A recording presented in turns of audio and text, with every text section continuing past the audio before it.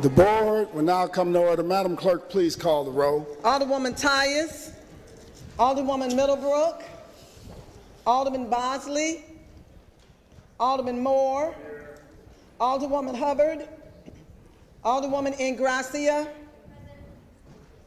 Alderman Kotar, Alderwoman Rice, Alderman Gunther, Alderman Vollmer, Alderwoman Martin, Alderman Arnowitz, Alderwoman Murphy, Alderwoman Howard, Alderwoman Green, Alderman Oldenburg, Alderman Rhodey, Alderman Kennedy, Alderwoman Davis, Alderwoman Spencer, Alderman Muhammad, Alderman Boyd,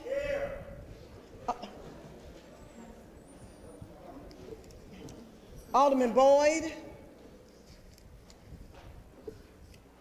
Alderman Vaccaro, Alderman Ogilvie, Alderman Cone, Alderman Williamson,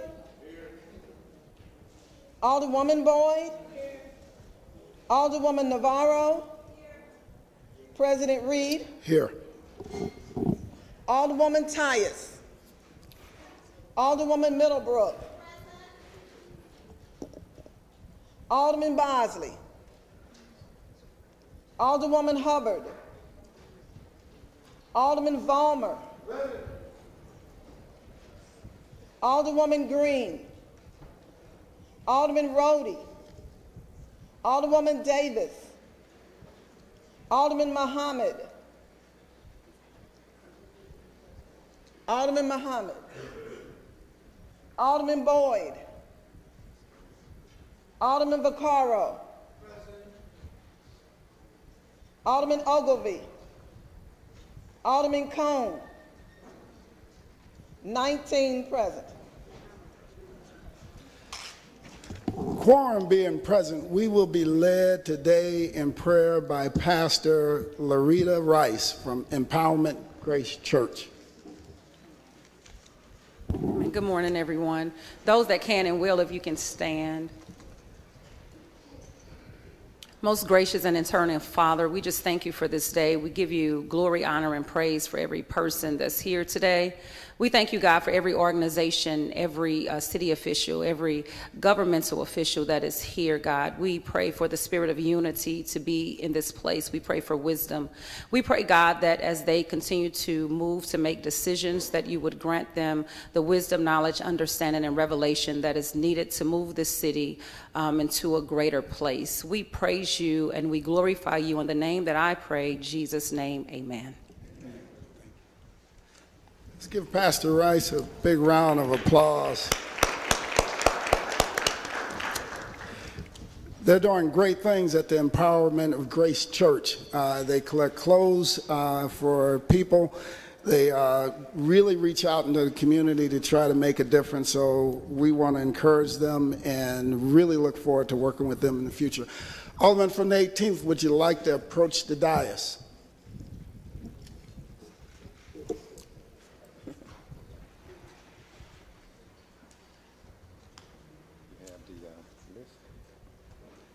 Resolution. We just recognize it. This is who's here today. Okay.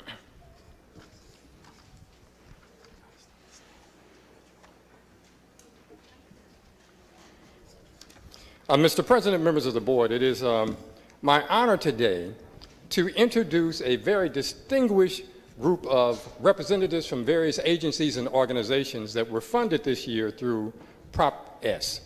As you know, Prop S makes monies available for youth programming, youth crime prevention programming. What it is that a group of us many years ago recognized that a person goes into crime after a series of things have happened in their lives. It's not to just wake up one day and do so. There are various conditions that cause individuals to go into crime. Poverty, poor health care, poor housing conditions, lack of good role models in a community, lack of jobs, These things, the experts say, are the indicators that an individual may end up with crime or with going into crime and that kind of behavior. About 10 years ago, the Public Safety Committee held hearings and brought in various experts in the local area from both St. Louis University and UMSL. And they spoke to the committee about what they felt were not only the indicators towards crime, but what are ways to solve it. They said one of the best things to do is to invest in youth and their families. The earlier, the better. The younger, the better. But specifically between the ages of 11 through, in some instances, they said up as much as 25. But the idea is to be able to intervene where you see those areas of indicators, to be able to intervene, to be able to cause an individual to have alternatives rather than going into crime. And so then, our African American Aldermanic Caucus pushed, and we finally got support from other members of the board to make money available for youth crime prevention programming. And so then we had to struggle with other alder people to recognize where's the best place to place that money. Some simply wanted to get bars to put on people's windows. Some said, well, we need to get locks to be able to put on people's doors.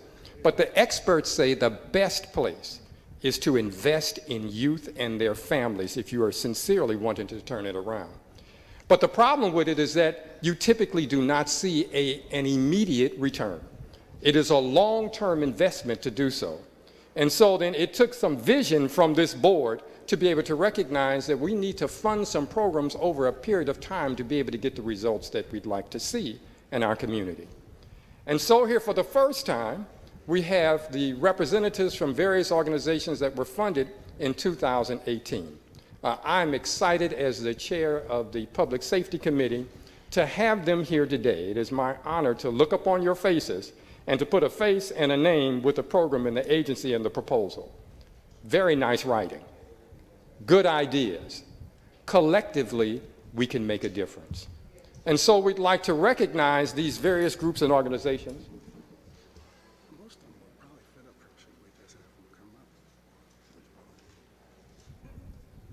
You want to try it? Yeah. The president would like for all of you all to come up front.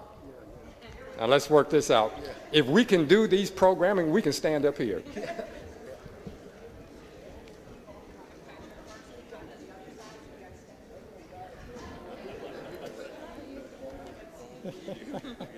Let's watch this.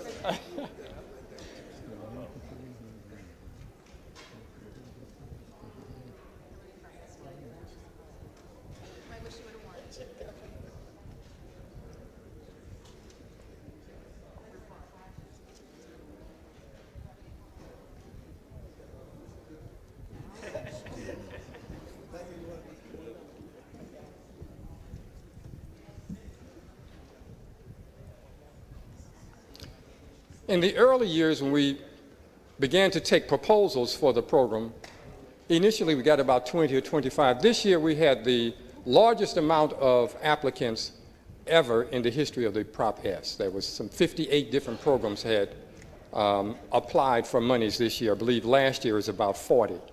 So the word is getting out that these monies are available. The word is also getting out that it is important to recognize that we need to intervene as early as possible in areas that have these indicators. And so, have we all made it as close as we can get it? Don't worry, you make me appear to be a lot more intelligent. So we'd like to recognize the various organizations here today. We have, and if just raise your hands when I call upon your agency, AMI Kids. Where are they? Back here.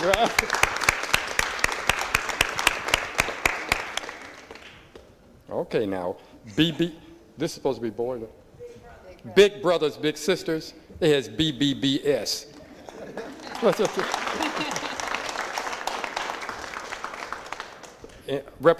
Better Family Life. Is anybody here from Better Family Life? I haven't seen them. Okay. Boys and Girls Club. Where are they? Family Court Night Watch. Where are you? All the way over there. Very good.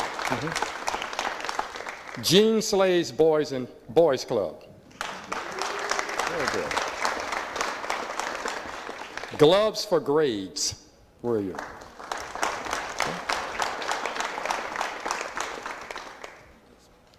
Harambe.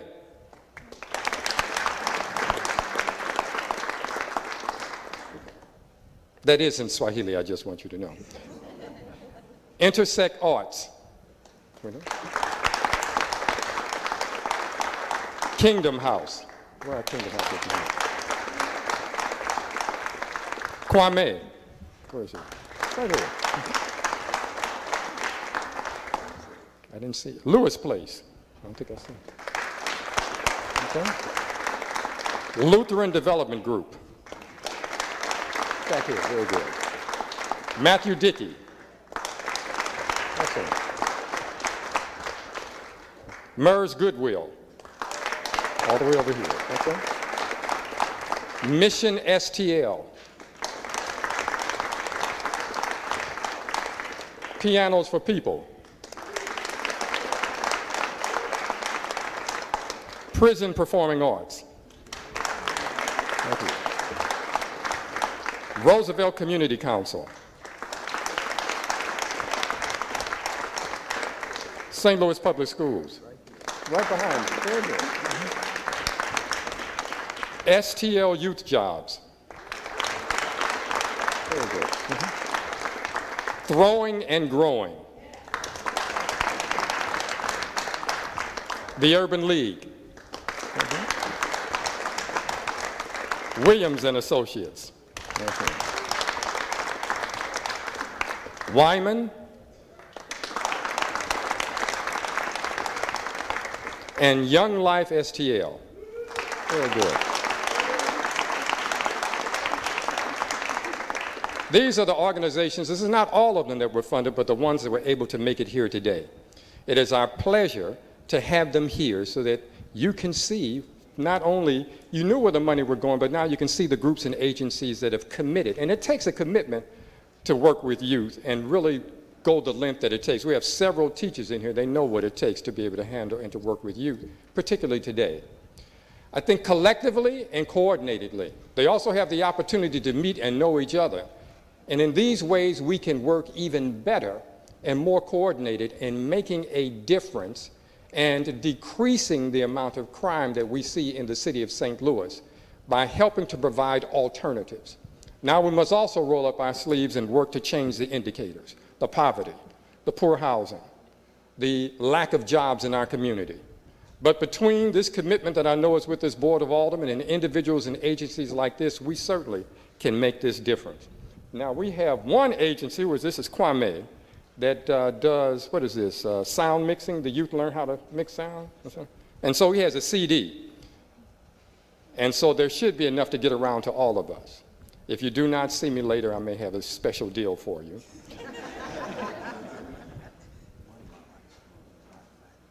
Oh, he says one of his artists is going to be on American Idol this coming. Yes, St. Louis Public School graduate. And Gabby Jones will be on American Idol. Okay, then. All right.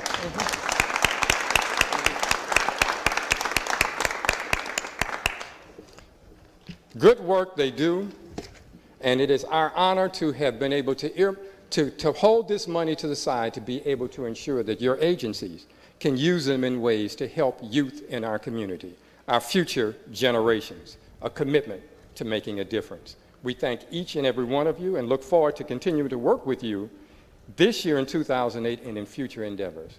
We thank you for your commitment that you have made to this city. Thank you.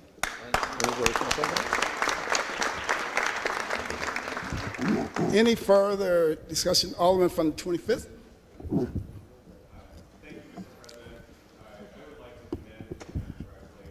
The awardees this morning. You all represent truly some of the best organizations here in St. Louis, working with young people and doing a wonderful job committing to the future citizens of this great city of ours. You know, these are organizations, and I've said this many times before, the ward that I represent, 30% of the population is underneath the age of 18. So, you know, people often talk about families leaving the city of St. Louis, and they're not leaving the 25th Ward, they're not leaving the Dutchtown neighborhood. We're actually growing and prospering with family life down in Dutchtown. But we are missing, resources for families down in our community. And many of the organizations that are here have provided a gap, or filled the gap in terms of providing services and resources to young people and families in our community. I particularly want to thank Big Brothers Big Sisters, the Urban League, Jean Slade Boys and Girls Club, and a number of others. Lutheran Development Group has been doing a wonderful job in our community as well. Many of you have, probably most of you in fact, have been involved. St. Louis Public Schools. And actually, I would be remiss if I didn't acknowledge St. Louis Public Schools. St. Louis Public Schools is roughly receiving 10% of this grant allocation between a number of different outlets. And this is not a legal or fiscal obligation that we have towards St. Louis Public Schools, but rather a partnership that's born out of mutual interest, understanding, and respect. There's a wonderful and long history between the City of St. Louis and St. Louis Public Schools on programming, infrastructure, staffing, and this partnership isn't because we're bound to do so, but because members of this board share a common goal with St. Louis Public Schools, one of serving our neighborhoods and our kids.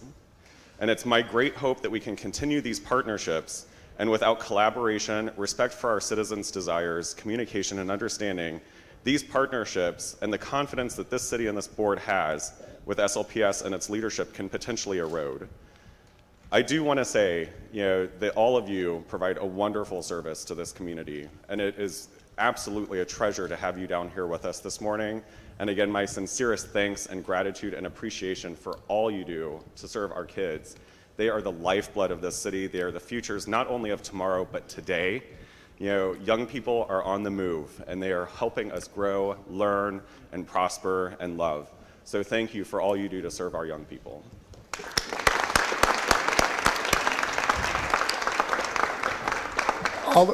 Alderwoman from the 19th. Good morning to all of you. You know I have a special kinship to you. As the former president of the public school system here in the city of St. Louis, I know your challenges. I know that they have been even greater the last 10 years, because somewhere along the line, we forgot that a city requires communities that are thriving, people living in neighborhoods, people volunteering, and people telling the truth. And so when a decision was made to purposely dilute the St. Louis public school system, it has been chaotic and has been one of the worst things that has ever happened to the city of St. Louis. And so I applaud all the partners. I applaud all those who chose to continue to live in a St. Louis City neighborhood. I applaud all of you who have put your careers with us and have given the best. I just applaud you because you know the future must be better. It has to be better. And so all the partners that support us over the years, and the new ones especially, you've brought so many new things that have allowed us to give choice in St. Louis Public Schools. I also give the opportunities for not just the young people, but for those adults who need continued learning, upward mobility, the appreciation of having the opportunity to help their children in a different way. So there are just too many things that we ought to be looking at and that we should be supporting when it comes to our schools.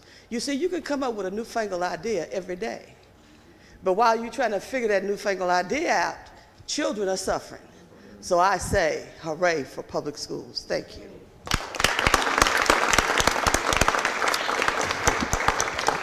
Any further discussion? Any further discussion? I just want to also just thank each and every one of you again. I've made comments earlier about some of the challenges that the city has, and amongst all of those challenges that the city has, one of the things that you will not find in that list is our nonprofits. Our nonprofits work better. We could put our nonprofits up against any nonprofits in any other system all across this nation. I guarantee you we come out on top because of all the work that they do and the commitment that they take each and every day to the streets of the city of St. Louis to make a difference.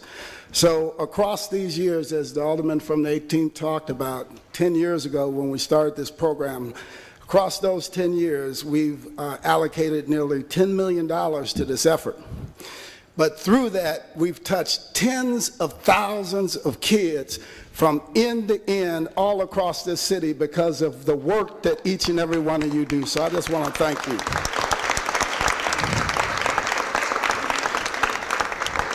We are also, and the chairman of public safety probably going to kill me when I say this, but we're also pushing to have an early round of funding so that we can do another round of funding very soon.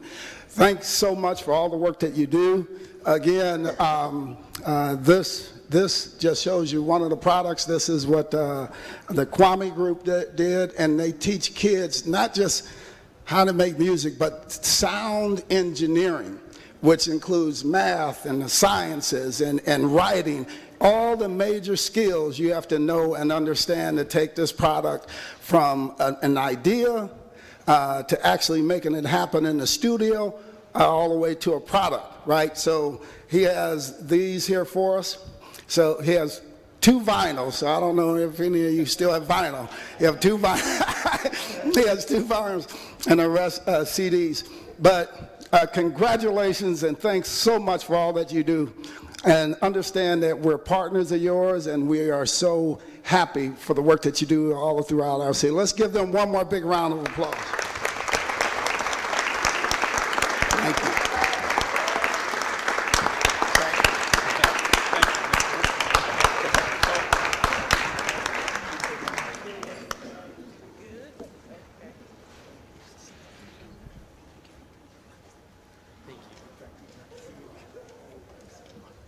Thank you, sir. You probably get tired of that.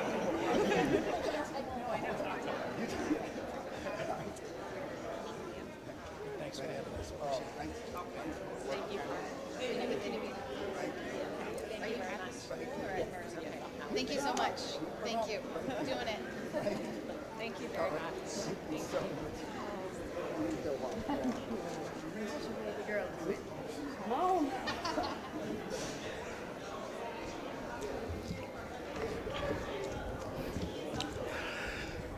Introduction round of guests. Any other introduction round of guests? Other one from the 6th. Mr. President, I'd like to welcome Katie Casas and Anthony Lancia with AGC.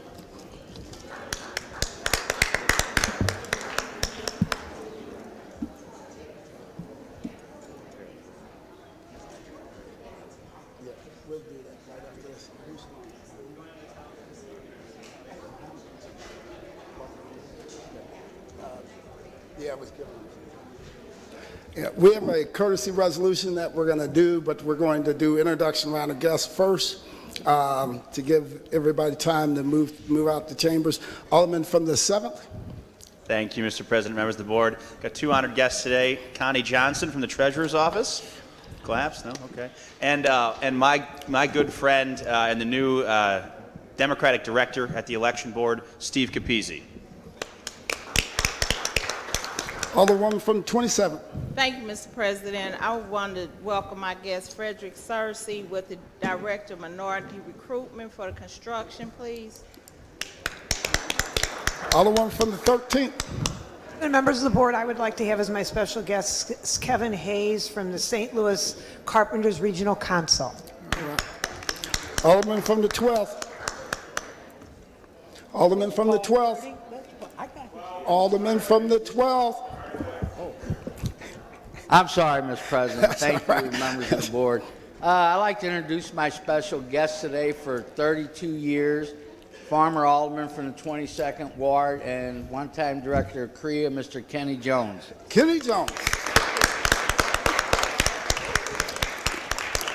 Alderman from the 12th, we all know him by Doc Jones. Alderman from the 23rd. President, members of the board, I'd like to have as my special guest Fred Searcy, Dave Drury, and Brian Westbrook. Alderman from the 14th. Morning, Mr. President and esteemed colleagues. I'd like to have as my honored guests Demetrius Alfred, President of Firefighters Local 73, Nathan Lett from Firefighters Local 73, Lou Hamilton, Chris Pickle, and Leroy Grant from AT&T. Alderman from the 8th. Yes, thank you, Mr. President. I would like to recognize a constituent from the 8th Ward, Mr. Damon Alexander, who is also starting the St. Louis High School Democrats. And Ms. Roya Masunia, she is the political director for the St. Louis Young Democrats. Thanks. Alderman from the 21st. Hey, thank you, Mr. President. I would like to have Mr. Percy Green III, the Vice President of the Firefighters Institute for Racial Equality, our Executive Director of the COB. She was somewhere. Well, she was somewhere, but Ms. Nicole Burton, as well as President Dwayne Warmack, the President of Harris-Stowe State University, and his staff, including my beautiful mother, Dr. Latanya Collins-Smith. Alderman from the 9th. Thank you, Mr. President. I would like for my honored guest today to have Mr. Rasheen Aldrich back here, 5th Ward Committee man, as well as Uncle George up there in the stands. So, welcome. Alderman from the 20th. Thank you, Mr. President, members of the board. I'd like to welcome my honored guests, Washington University Professor Michael Allen and his class, The Unruly City.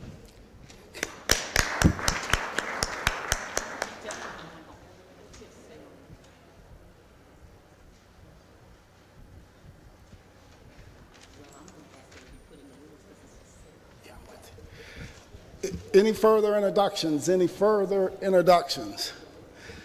With that, we'll move to our courtesy resolution calendar. Alderman from the 19th, you recognize on the motion for our courtesy resolutions calendar. Thank you, Mr. President, members of the board. I move to adopt our courtesy resolution calendar. Moved by the Alderman from the 19th, seconded by the Alderman from the 20th, Alderman from the 19th, Alderman from the 21st, like to approach the dais. Thank you.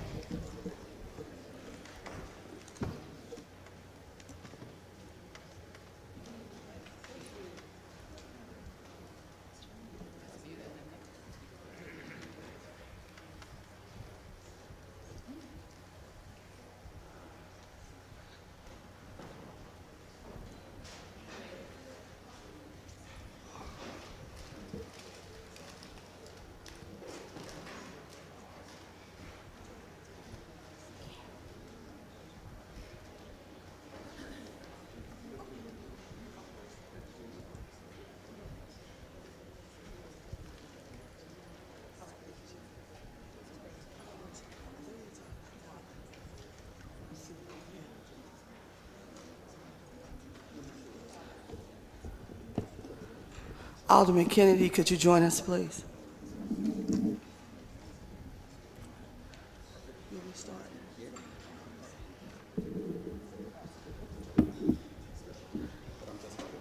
Okay. That's okay.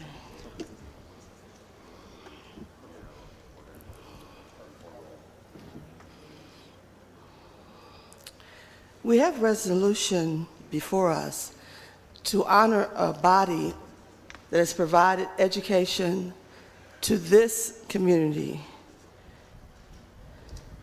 in a way, in a way that has evolved for various reasons and purposes. So I'd like to ask the great president of Harris-Stowe State University and his staff to join us at the podium, please.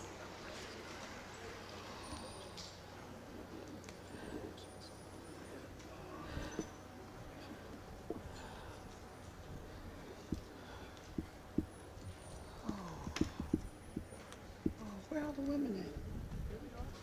Oh, okay. Now, you know about having the women involved. Okay.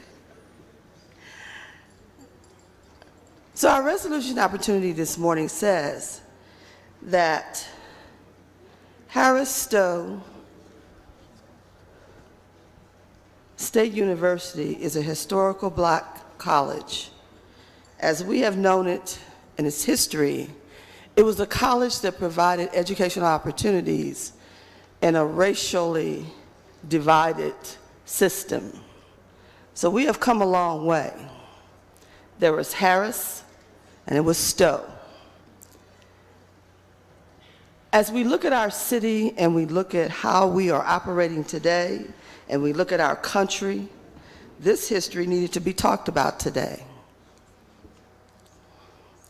So when we go back and we look at Harris Teachers College and Stowe Teachers College, which were merged in 1954.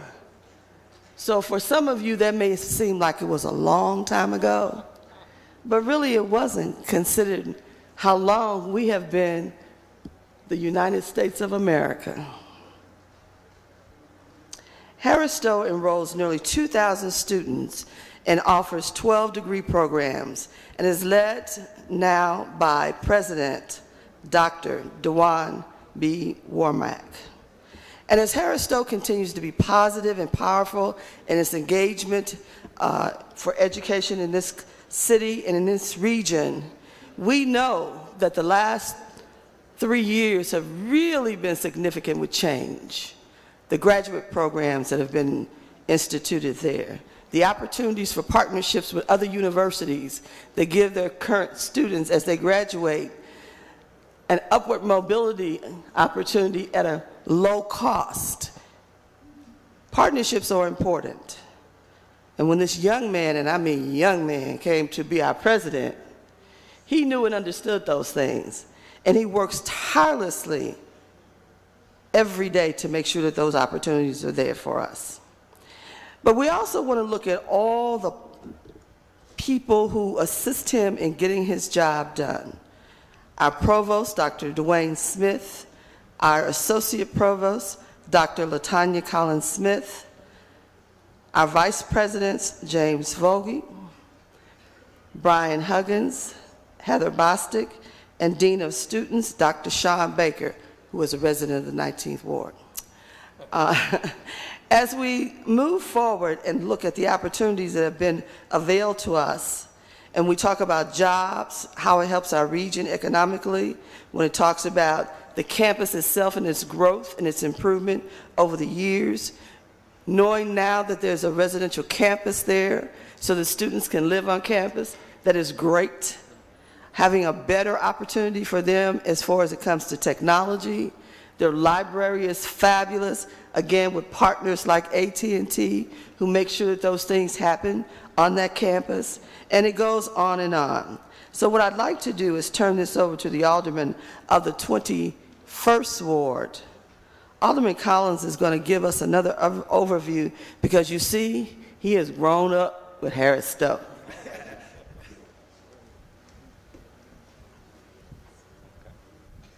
So you could have finished it off.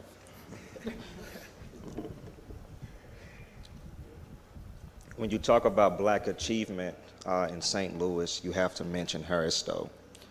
Out of all the universities and higher educational institutions we have in our city and in our region, only one of them gives second and third chances to struggling school students, and that's Harris Stowe. I know because I was one of them. But this school is dedicated to the educational advancement of our neighborhoods. And our president, Dr. Wormack, has been visible, he has been out in front, and he has been comprehensively advocating for Harris Stowe State University. And I think that it's up to this chamber to also advocate for Harris Stowe State University, the only HBCU in our city, a city that is 70% black, and we do have an HBCU. So I think it's safe to say that Harris Stowe loves us.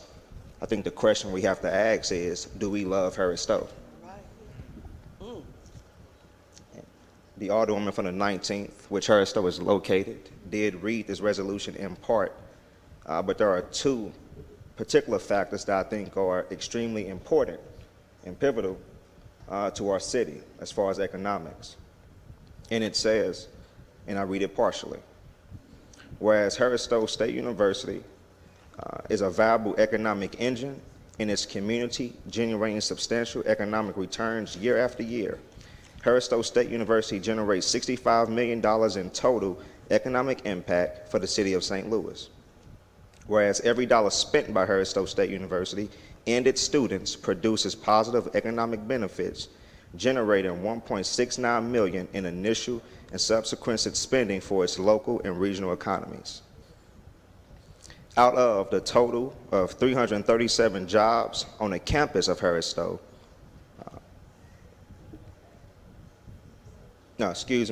out of the 674 jobs on the campus of Harris Stowe. 337 are city residents. In fact,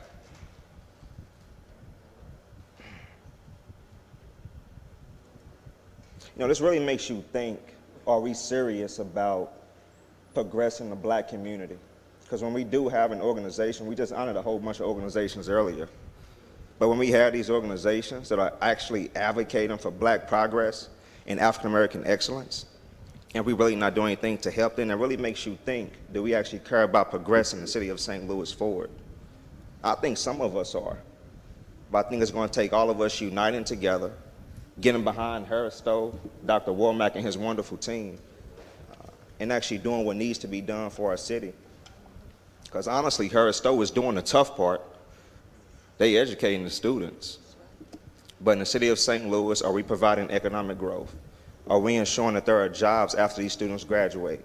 Are we ensuring that they go back to livable, quality communities once they leave campus?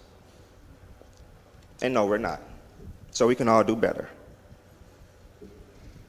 I think I'm done now. I'd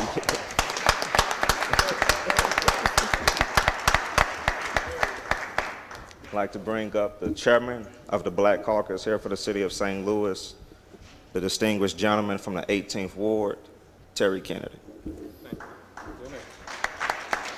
Oh, well, all right now. Mr. President, members of the board, I am not a graduate of Harris Stowe.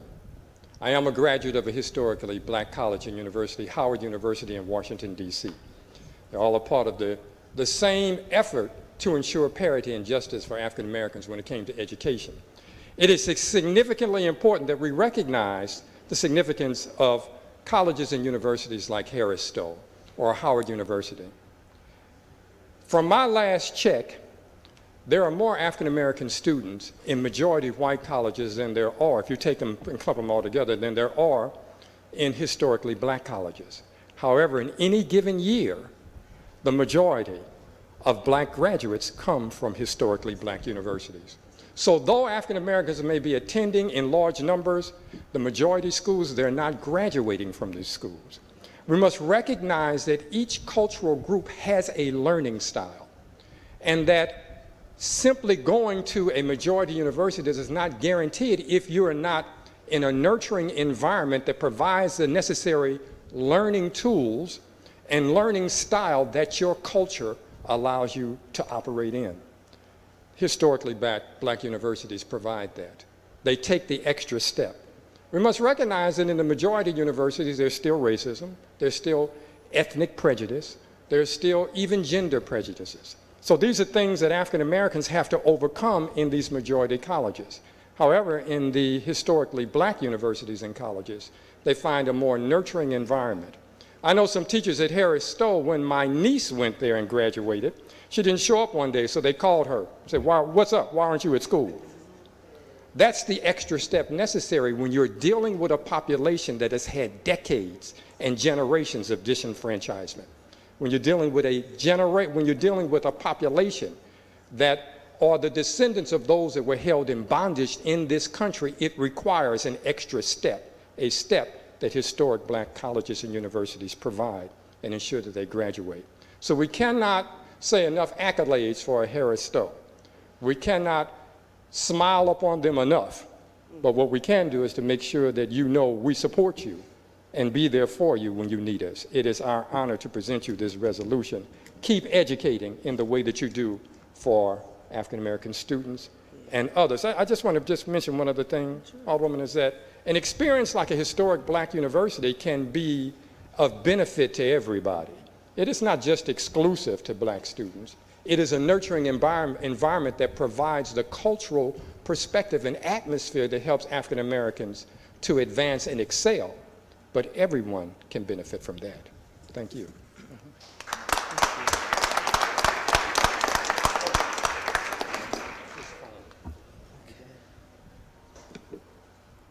And I wanted to move to that position after the statement was just made by the alderman. You see, Harris Stowe provided St. Louis Public Schools with the majority of the teachers that came to teach there. So we have two alumni here.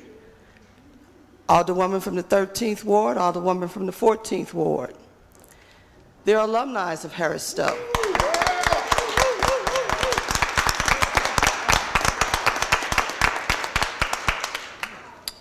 And remember when I said something about the attack on St. Louis Public Schools? That was another part of that whole scenario. All these years, we have been getting our great teachers from Harris Stowe.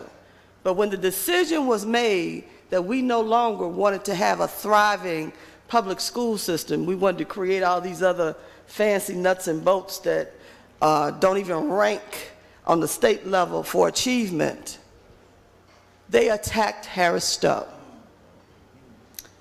They talked about how the teachers were substandard that came from Harris Stowe. But now they weren't substandard all along, only to achieve an unnecessary, and I'm going to say it, ignorant goal. But you know what? They survived it all.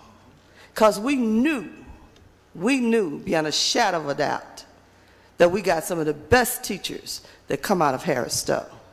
And we know that they would go that extra mile like they talked about. Because you see, I remember my 8th grade teacher, in her desk drawer, she had deodorant, she had everything you needed. She had a ruler, because she going to measure that skirt and make sure your skirt wasn't too short. She was going to make sure that if you didn't come to school, she came back and knocked on your door. My 3rd grade teacher is still a professor at St. Louis University. And she tells people every day when we're talking in group meetings or something, she was like that in 3rd grade. This is nothing new. Because they taught us how to speak well, how to present ourselves appropriately, and the public communication was number one. You will write and speak well if you do nothing else. So we know that we have great, great opportunities for people to come out of Harris Stowe. And then they make it easier for you to come to Harris Stowe and achieve your goals. And so I just wanted to just say again, I can't even say thank you enough. And what I like about this university, they don't just go in the classroom and teach. They are ambassadors in our community. They are a part of everything that is going on in this community. Because that's the only way you can know what your students will need, is to be a part of the community.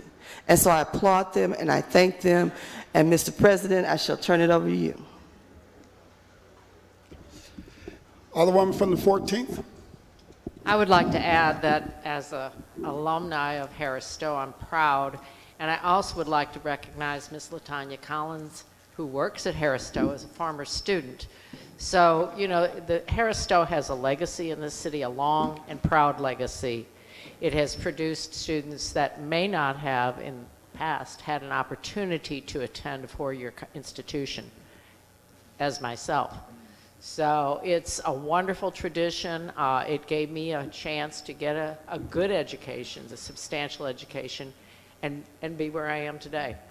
So it's a pleasure, and I'm very proud of my degree from Harris Stowe. It was earned, and it's gold. Alderwoman from the 13th. But I too would also like to, I would like to add my name to the resolution as a proud graduate of Harris Teachers College. I graduated in 1972.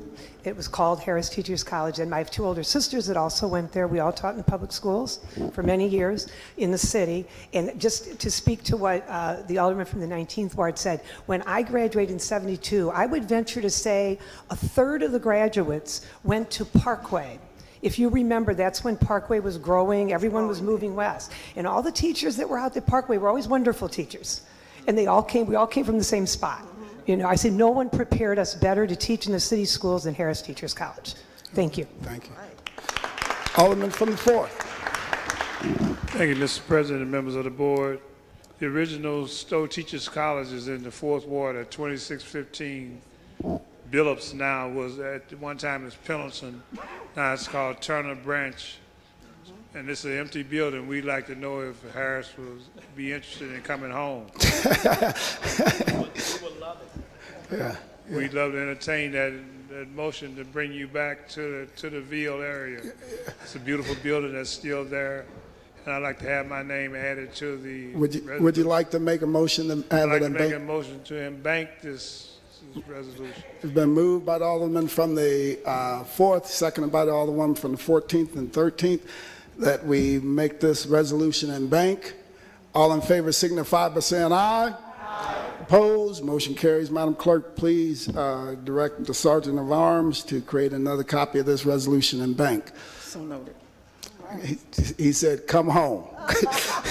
Alderwoman from the 1st. President, members of the board, I rise in support of this resolution, and I'm glad that we made it in bank. I also think that we would be remiss not to bring up the name of Senator Jet Banks. Absolutely. Okay, he was a fierce supporter of Harris Stowe. Every time I ever met with him through his distinguished career, he pushed for Harris Stowe. I think it's under his guidance, you became a college and are you a university now? And so at the end of his career, they published some things about his accomplishments in attacking him. But when they published his accomplishments, it just made me more of a supporter of Senator Banks because I know how much and how important he thought the university system and Harris Stowe was. And I know, I've been familiar with it for a lot of years. Henry Givens, Dr. Givens was a very good friend, a personal family friend.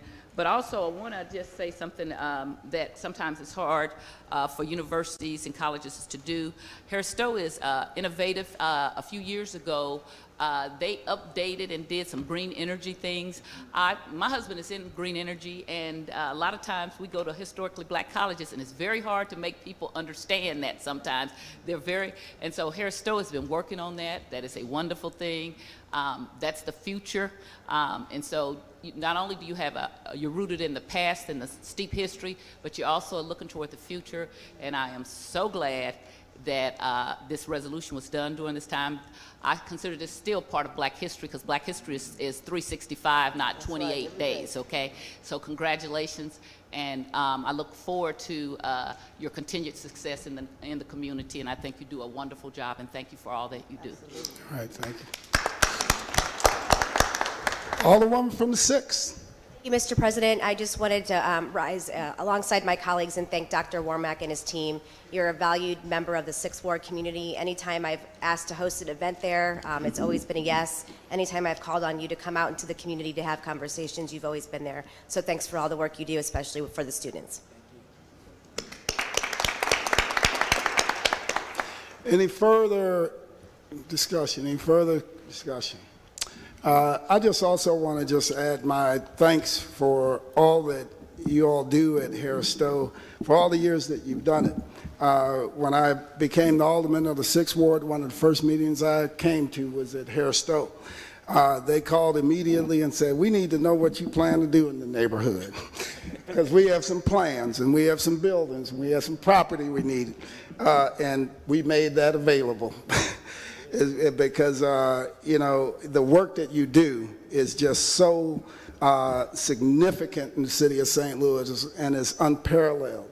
And, you know, and that's one of the greatest compliments you can give any organization or individual, that there isn't anyone within your area that is doing it to the level that you're doing it. So congratulations on a job well done. What this resolution represents is it's the greatest honor the board has to give any organization or individual. So what it does, it cements in time some of your many contributions up until this point. And as African Americans, we know that a lot of our history has been written out of the history of the United States. We know that a lot of our history has been removed and ignored. So it's so important for this board that when we have organizations like Harris Stowe and leaders like yourself, that we recognize them and commit it to our permanent records. So our permanent official records, so 100, 200 years from now, when you read about the rebirth of our city, you will be able to read amongst those records the role that Harris Stowe and you and your team played in that rebirth. So understand that, you know, your descendants will know the role that you played, and the only way it can be changed is by an official act of the board. It's not like Wikipedia. Anybody can get on there and change it. You can't change this unless it's an official act on the board. So let's give them a big round of applause.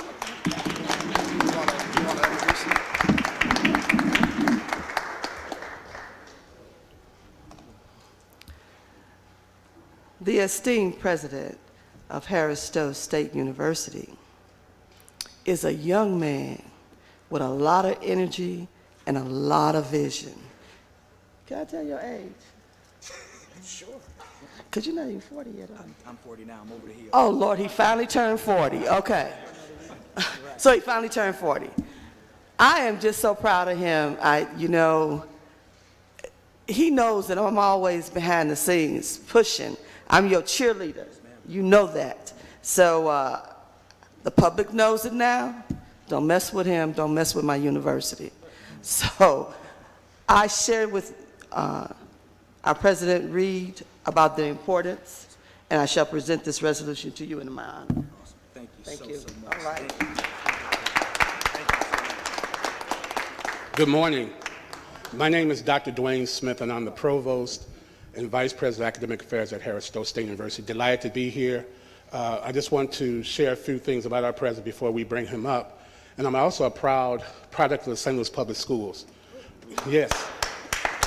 Grew up on the west side of St. Louis, and so my trajectory here is just amazing. But Dr. Womack has been here. He was the youngest president that was selected for a four-year institution in the country. He came on board in 2014. And his standing on the shoulders of some great men at Harris Stowe has just been remarkable. So it was said earlier that we have 12 degree programs, but under Dr. Womack, we increased our degree programs by over 100%.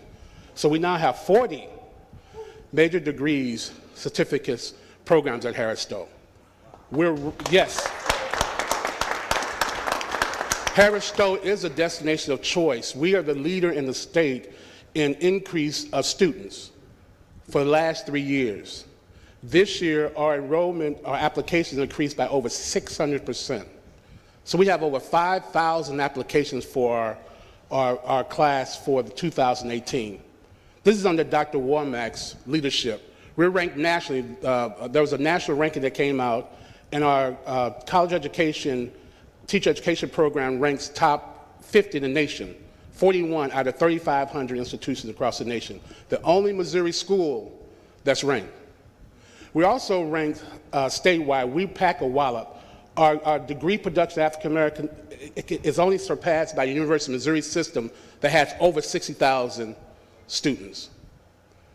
Our criminal justice program ranked #1 in the state in producing African Americans. Healthcare management, #1 in the state in producing African Americans.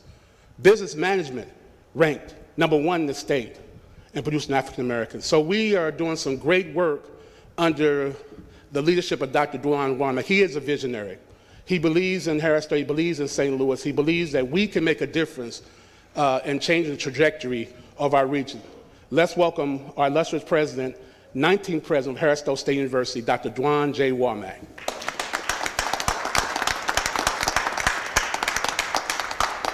Good morning, everyone. I'm excited that I am 40 now, so I can say that I'm a little over the hill at this point. I had the distinct pleasure of coming to serve this historic institution. And I think it was mentioned, but I think I would be remiss if I didn't give you the true historical context of this amazing institution. So there's no institution in this state, and I would probably argue in the country, that has graduated more diverse graduates than Harris Stowe. I mean, it's represented by two of the aldermen here that stood up. So we celebrated 160 years of existence last year. So we're not a new institution, and we will be around for another 160 years because of the amazing support from this community. 1857, we were founded as a teaching institution for white females only. Most folks in this community have no clue about that, right? In 1857, you're talking about educating underrepresented populations, and women, just wasn't really happening in this country. And so being a forefront to do that for the segregated public school system, St. Louis public school system. But in 1890, on the other side of town, was Stowe Teachers Institute that was created to educate African-American women for the segregated public school system. These two schools operated independently for roughly about 70 years due to the landmark case Brown versus Board of Education 1954, the first institution of higher education in the state of Missouri to merge. The Stowe name was dropped, unfortunately, so all African Americans during that time had to either go back to the public school system and serve as teachers and principals, but due to 23 years of legislation, Senate Bill 702 passed in 1977 to add the Stowe name back. Then it became Harris Stowe Teachers College. 1979, legendary Dr. Henry Givens arrived to that campus, one building, one degree program. Most folks thought this institution was going to close at that time. And looking outside, it was the Laclede Town area, and which became a very bad area. We began to lock a lot of individuals up there. Now that is the same fertile land that we're educating thousands of citizens. So we talked about the legendary Jed Banks, and also too, we were remiss if we didn't talk about William Clay, Sr., Congressman, and Senator Danforth. Because in 1987, they had a bold vision because of the 1890 founding to create this institution as a historically black college. They went to Congress in D.C. and made that happen. When you talk about a collaborative effort from Senator Danforth, Jed Banks, and Bill Clay Sr. And so now we are a thriving historically black college that it's here. But here's the unfortunate part. We're the top degree producer for all of those degree programs we talked about, but we remain the most underfunded in the state. We can't talk about changing the trajectory here in the city of St. Louis, limiting crime, without educating and employing the African American population. No other school is doing what we're doing, but we're not being funded to do so. So I'll give you context. The state appropriation for Missouri gives about $600 million to higher education. Harris Stowe gets 1% of that. We get $8 million to educate 2,000 students, 674 employees, criminal. And while we was able to move from one building, it was because of this amazing board. And at that time, Mayor Bosley had a bold vision to give all of that land in that city to Harris Stowe State University for $10. Now we are educating amazing citizens. What can we do today to ensure the transformation and the manifestation of these amazing citizens here in St. Louis go on to be great? We need you. We need your support to ensure that we can continue to be on the forefront. We receive more support on the federal level than we do state and locally. We need your support for this institution to educate 47%. Let me give you this. 89% of the kids at Harris Stowe, they're first in their family to go to college. 94% of the kids at Harris Stowe are from lower socioeconomic backgrounds. If you want to change the economic and the tax base in this city, there's only one state institution that's a city institution that's in this city, and that's Harris Stowe. If we want to change that narrative, help me educate this population. 82% are African American at this institution right now. This is their shot. If they're not successful here, nothing else would happen. So with your support, we can move this needle, have one of the thriving historically black colleges. What made Howard University Howard is because everyone in Washington, D.C. supports that institution. What makes Morehouse, everyone in Atlanta supports that institution. We have one historically black college here in this city, that's Harris Stowe State University. With your support, we can be one of the best in the nation. So I say once again to this board, thank you for your investment, your support into Harris Stowe, and we are both thankful and grateful for your support. Thank you.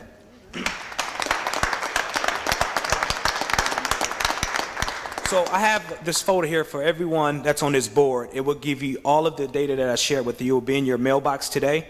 It will give you everything about the study that was in this, the United Negro College Fund did an independent study. Harris Stowe is not even a part of the United Negro College Fund. But to show, we receive $8 million from the state, but we have an annual $65 million impact on this community. So imagine if that was $16 million, that number would be $120 million economic impact on this region. Then I said 89% of these kids are first generation, but through the same study, it showed they had the potential to have over $374 million earning than they would have before. Harris Stowe is making a difference, and with you, we can continue to change the lives forever. Thank you.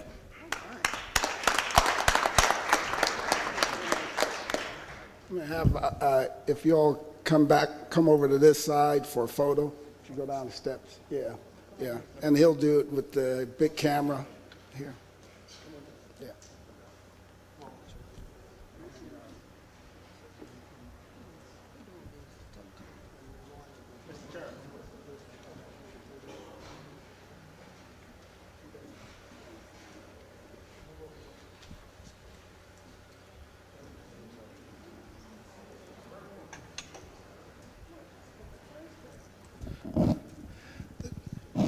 Nothing else, we need the 2 graduates to join us.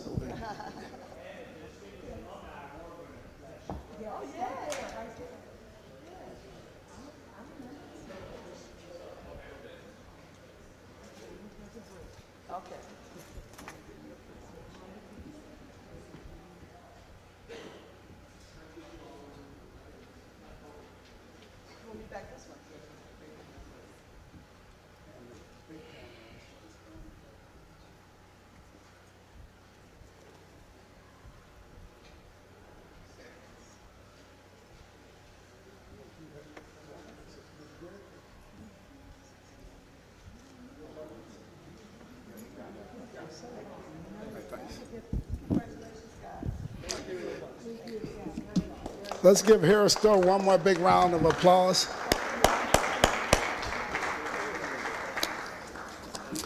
It's been moved and seconded that we adopt our courtesy resolution calendar. All in favor signify by saying aye.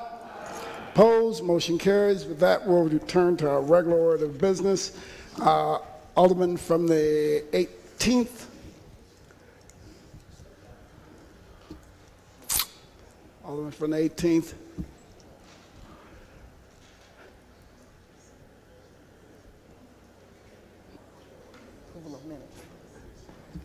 You recognize on approval of the minutes. Mr. President, members of the board, I move for approval of the February 23rd and March 2nd minutes. Moved by the Alderman from the 18th, seconded by the Alderman from the 13th and Alderman from the 12th. Any discussion? All in favor signify by saying aye.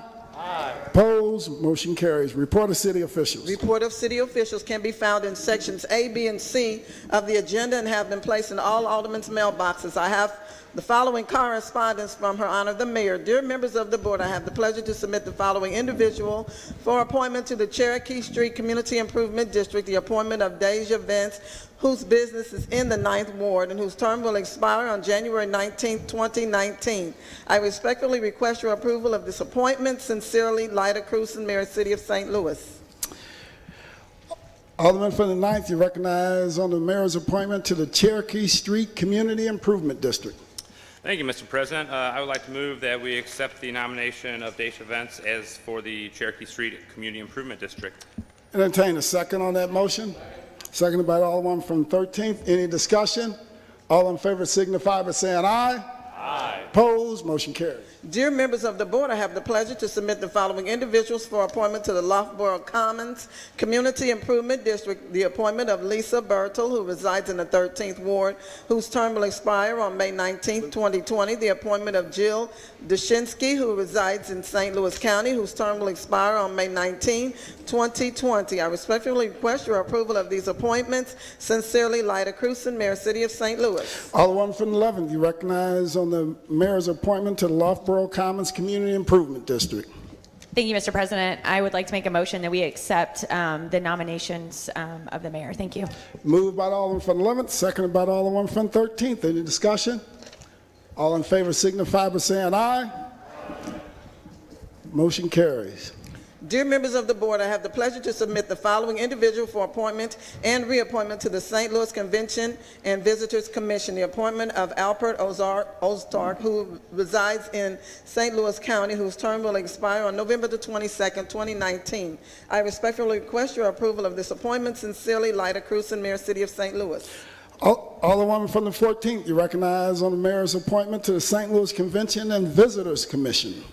Mr. President and esteemed colleagues, I move that we appoint Albert Ozark to the St. Louis Convention and Visitors Commission. Moved by the Alderman from the 14th. Entertain a second on that motion. Second by the Alderman from the 12th. 13th, excuse me. Any discussion? All in favor signify by saying aye. Opposed? Motion carries.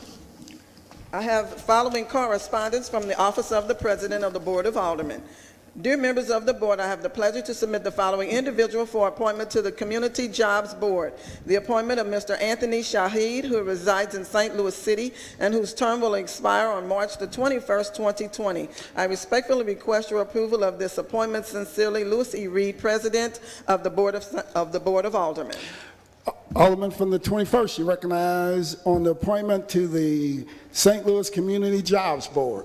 Mr. President, I move for the perfection of the appointment of Anthony Shahid to the Community Jobs Board. Moved by the Alderman from the 21st, seconded by the Alderman from the 25th. Any discussion? All in favor signify by saying aye. Opposed? Motion carries. That's the extent of report of city officials. We will dispense with line item 7. Would anyone like to take any bills off of any of our informal calendars? Would anyone like to take any bills off of any of our informal calendars? Alderman from the Alderman from the 23rd. Yes, I'd like to take Board Bill 262 as amended off the informal calendar and move it to the regular perfection calendar. Regular perfection, yes. All right, it has been requested that we move Board Bill 262 as amended to the regular perfection calendar. Madam Clerk, please make note of that change. Would anyone like to take any further bills off of any of our informal calendars? We dispense with line items 9 through 12. Second reading. The following board bills were reported out of the Neighborhood Development Committee. Board Bill 204 as amended, sponsored by Alderman Williamson, an ordinance approving a redevelopment plan for 1020 Union and 5251 Cates. Board Bill 266, sponsored by Alderwoman Navarro, an ordinance approving a redevelopment plan for 215 York. The following board bill was reported out of the Legislation Committee. Board Bill 270, committee substitute, sponsored by Alderman Boyd, an ordinance approving a minority and women-owned business enterprise program for the City of St. Louis, authorizing certain actions, amending ordinance 69427 pertaining to workforce inclusion by amending sections 3, 4, 5, 10 of said ordinance, the revised code to increase the percentage of goals for minority women and city residents, and to put in place a mandatory 1-year disqualification penalty and liquidated damages for developers and contractors who fail to meet the goals, and containing a severability clause. The following board bill was put out of the Public Safety Committee. Board Bill 222 as amended, sponsored by President Reed and Alderman Vaccaro, Muhammad, and Arnowitz, an ordinance directing the Public Safety Director to complete an annual public safety plan and present the findings of the plan to members of the Board of Aldermen and the Board of Aldermen Public Safety Committee. That's the extent of our second readings. We dispense with Alderman from the 18th. President, members of the board, I would move that Board Bill. You want to suspend the rules? I want to suspend the rules. Okay. Yes, Mr. President. I move that we suspend the rules in order to move these bills to the perfection consent calendar. Board Bill 204 is amended, Board Bill 266, and Board Bill 222 is amended. It's been moved by the Alderman from the 18th that we suspend the rules for the purposes of moving the aforementioned bills to the perfection consent calendar. And I entertain a second on that motion. Seconded by Alderwoman from the 6th. Madam Clerk, please call the roll. Any discussion? Alderwoman from the 1st. I only heard Board Bill 204 and 266. Which was the other board bill? 222. Okay. Yeah. There's somebody asking. I think all of the bills that were on second reading, he said 204 as amended, 266, 270 committee substitute, and not 270, 222 as amended. Everything but 270 committee substitute. So that would be 204 as amended, 266, and 222 as amended. All right. It's been moved and seconded. Madam Clerk, please call the roll. Alderwoman Tyus. Alderwoman Middlebrook. Alderman Bosley. Alderman Moore. Alderwoman Hubbard. Alderwoman Ingracia. Alderman Kotar. Alderwoman Rice. Alderman Gunther. Alderman Vollmer. Alderwoman Martin. Alderman Arnowitz. Alderwoman Murphy. Alderwoman Howard. Alderwoman Green. Alderman Oldenburg. Alderman Rhodey. Alderman Kennedy. Alderwoman Davis. Alderwoman Spencer. Alderman Muhammad. Alderman Boyd.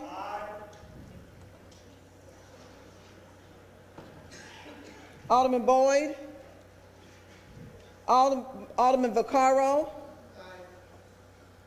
Alderman Ogilvie. Alderman Cone. Alderman Williamson. Alderwoman Boyd. Alderwoman Navarro. President Reed. Aye. Alderwoman Hubbard. Alderwoman Green. Alderman Rhodey. Alderman Boyd. 25 I vote.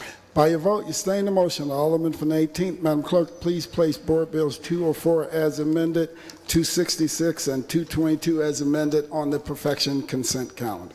So noted. We'll dispense with line item 14, perfection. I'm sorry. You said perfection consent? Yes, but Madam Clerk, please, at the request of the Alderwoman from the 1st, please remove Board Bill 233 from the perfection consent calendar. 233. That's 233. Place it on the regular perfection calendar. And Board Bill 261 on the third reading consent calendar. Place that to the regular third reading consent. That's 261 off of the third reading and 233 off of the perfection consent.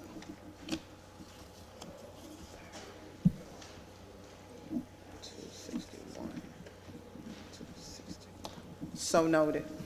All right. Perfection consent. Board Bills 265, sponsored by Alderwoman Davis, pursuant to Ordinance 68937, an ordinance authorizing the honorary street name Pastor Benny Lee Thompson Sr. Avenue to begin at the intersection of Webster and Sheridan and run east on Sheridan to the intersection of Sheridan and North Garrison. Board Bill 267, sponsored by Alderman Moore, pursuant to Ordinance 68937, an ordinance authorizing the honorary street name Frankie Muse Freeman Boulevard to begin at the intersection of Lincoln Avenue and North Sarah and run east on Lincoln to the intersection of Lincoln and Bishop P.L. Scott Avenue. Board Bill 269, sponsored by Alderman Gunther, an ordinance establishing a four-way stop site at the intersection of Iowa and Juniata, regulating all traffic traveling northbound and southbound on Iowa at Juniata and regulating all traffic traveling eastbound and westbound on Juniata at Iowa and containing an emergency clause.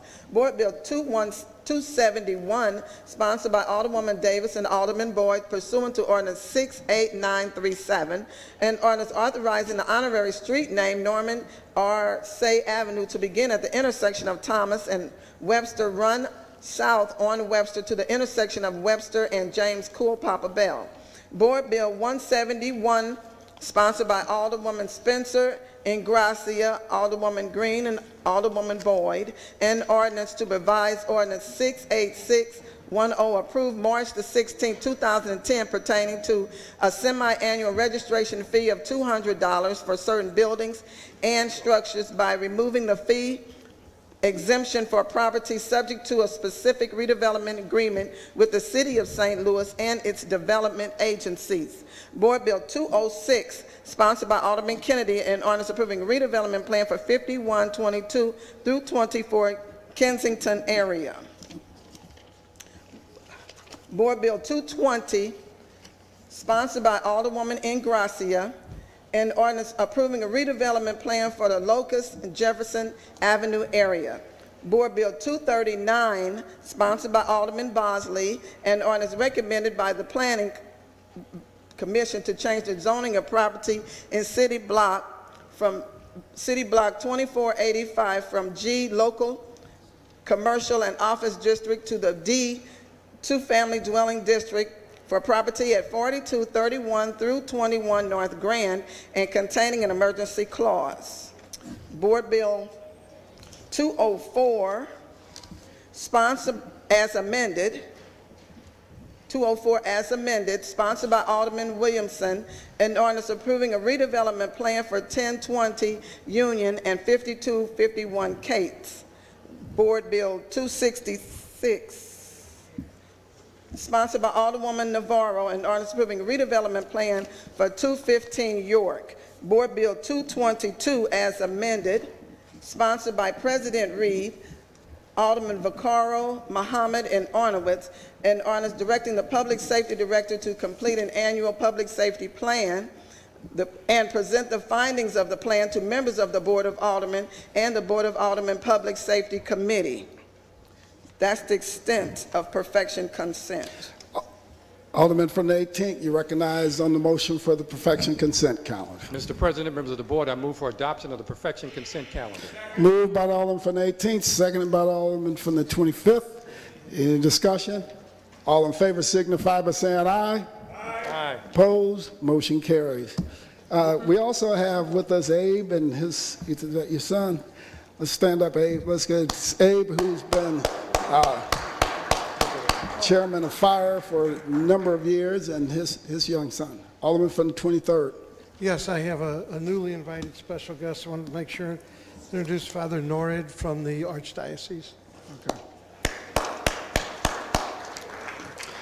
Also want to just make sure that the marshals are on notice that anybody other than an alderman, elected official, and staff of the board or the mayor's office, anybody else that uses that back area, that corridor back there, they've been warned. So please remove them from the chambers as soon as you catch them on that back row, because that is not a thoroughfare. It is not for people to go back and forth. So you now, if anybody walks through there other than members of the board, staff members, remove them from the floor immediately. Board bills for perfection. Board Bill 262 as amended, sponsored by Alderman Rhodey, an ordinance affirming adoption of the City Foundry St. Louis RPA 2 redevelopment plan, the RPA 2 redevelopment area, and the RPA 2 redevelopment project, authorizing the execution of a redevelopment agreement between the city and Faux Pas for the City Foundry St. Louis RPA 2 redevelopment project, prescribing the form and details of said agreement, designating Faux Pas Partners as developer of the RPA 2 redevelopment area, making certain findings with respect thereto, authorizing other related actions in connection with the redevelopment of certain property within the RPA 2 redevelopment area, and containing a severability clause. Madam Clerk, which bill are you on? 262 as amended. 262. I thought you were going to put them in order, the 233 on, but we'll take the 260 for board bills for perfection. Okay. So you want me to read 233? Yeah.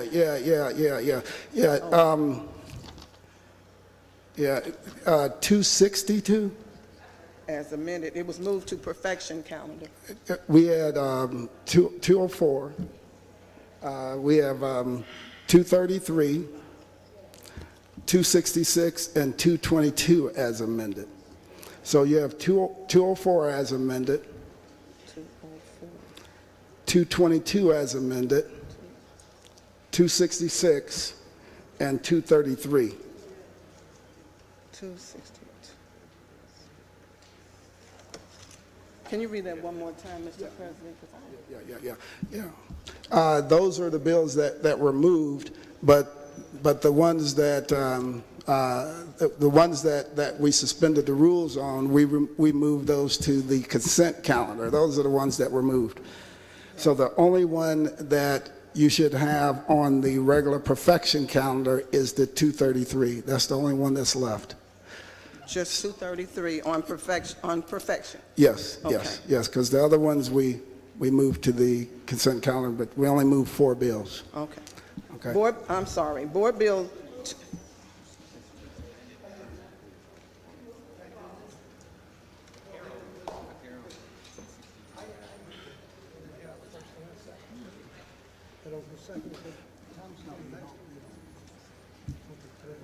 Yeah, so start with the 233, and then we'll go on to the 262, but it's 233.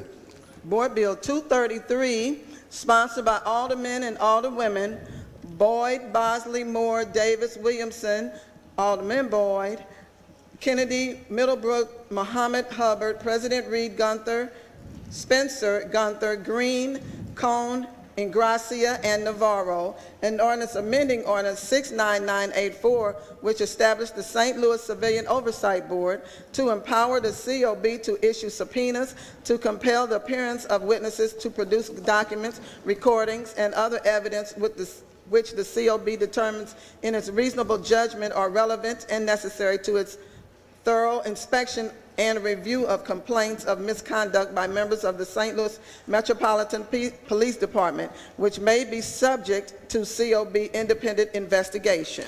Alderwoman from the 27th, you recognize on the perfection of Board Bill 233. Yes, Mr. President, I ask that the board be moved to perfection for Board Bill 233. Alderwoman, it's been moved by the Alderman from the 27th that we perfect Board Bill 233. It's been seconded by the Alderman from the 19th. Any discussion? Alderman from the 1st. I already warned my friend, the Alderman from the 27th, that I would ask her if she would yield to a few questions. All right. Alderman from the 27th will yield to the Alderman from the 1st. Yes. Alderman from the 1st, please proceed. Alderwoman, and so I'll be gentle with you because you were not here when this got passed before, and Alderman from the 23rd always tells me to be gentle with him. So originally, a few years ago when this got passed, I was one of the no votes. And I was one of the no votes for many reasons, but it was put out there in misinformation that it was just because of the lack of subpoena power. That is one of the things, so I applaud you on bringing this.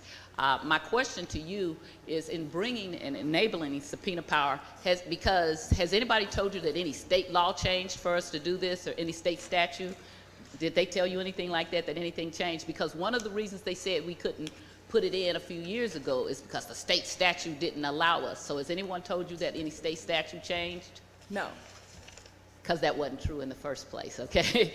That was just what they said. The other thing I wanted to just kind of have a conversation with you about is that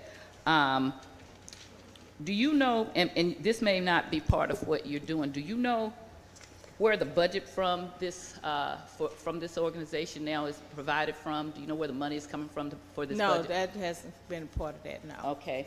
And is it true that the mayor's office still appoints all 7 of the people through recommendation from the aldermen? Do you know that? Yes, I do know that. Okay. Is there any other staff provided except for the executive director at this point, do you know? No. Okay. And that's all. See, that's how I'm gentle with my friends, okay?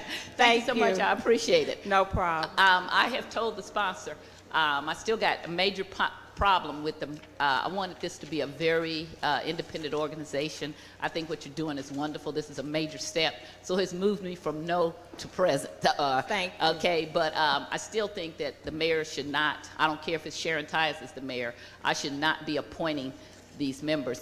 We at least need some. We need to move to the next step. And so I'll be that agitator that continues to try to make this a very independent organization. But you have moved me to I vote present because this is a major step, and I appreciate that. Thank you so much. No problem. All right, thank you. Any further discussion? Any further discussion? Alderman from the 27th, you recognize the closed on the perfection of Board Bill 233.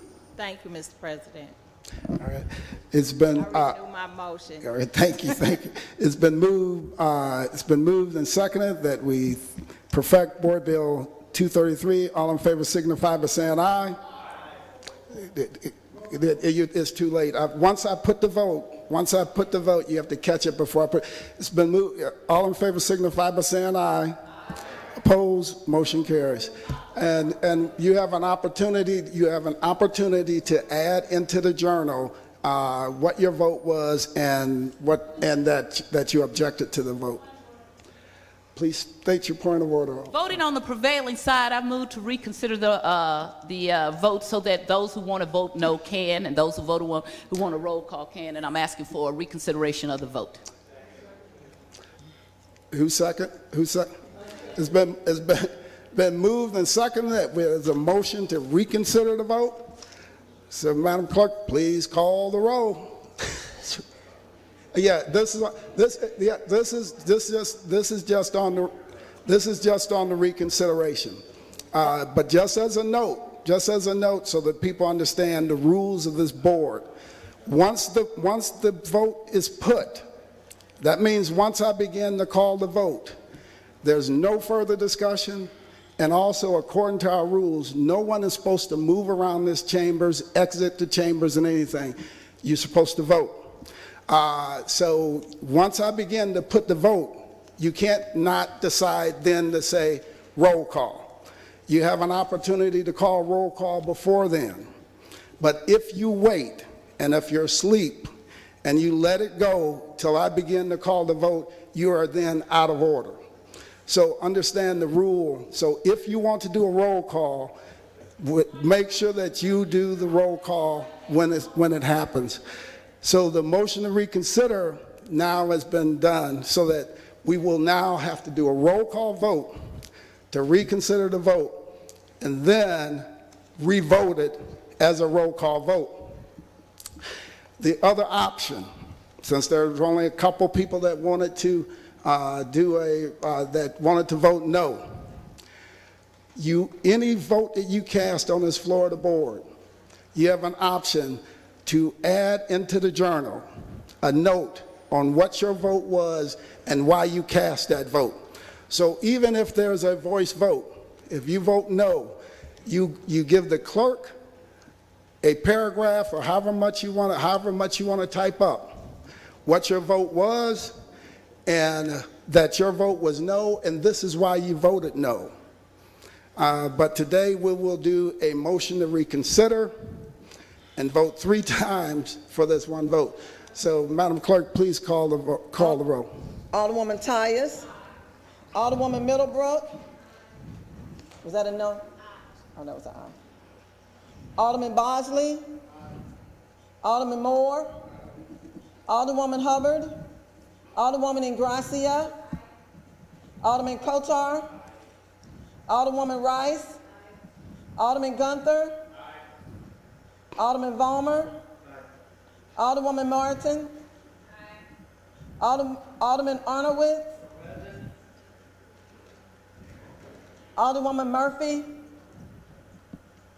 Alderwoman Howard. Alderwoman Green. Alderman Oldenburg. Alderman Rhodey. Alderman Kennedy. Alderwoman Davis. Alderwoman Spencer. Alderman Muhammad. Alderman Boyd. Alderman Vaccaro. Alderman Ogilvie. Alderman Cone. Alderman Williamson. Alderwoman Boyd. Alderwoman Navarro. President Reed. Aye. Alderwoman Hubbard. Alderman Arnold. Oh, I have you as president. I'm sorry. Alderwoman Murphy.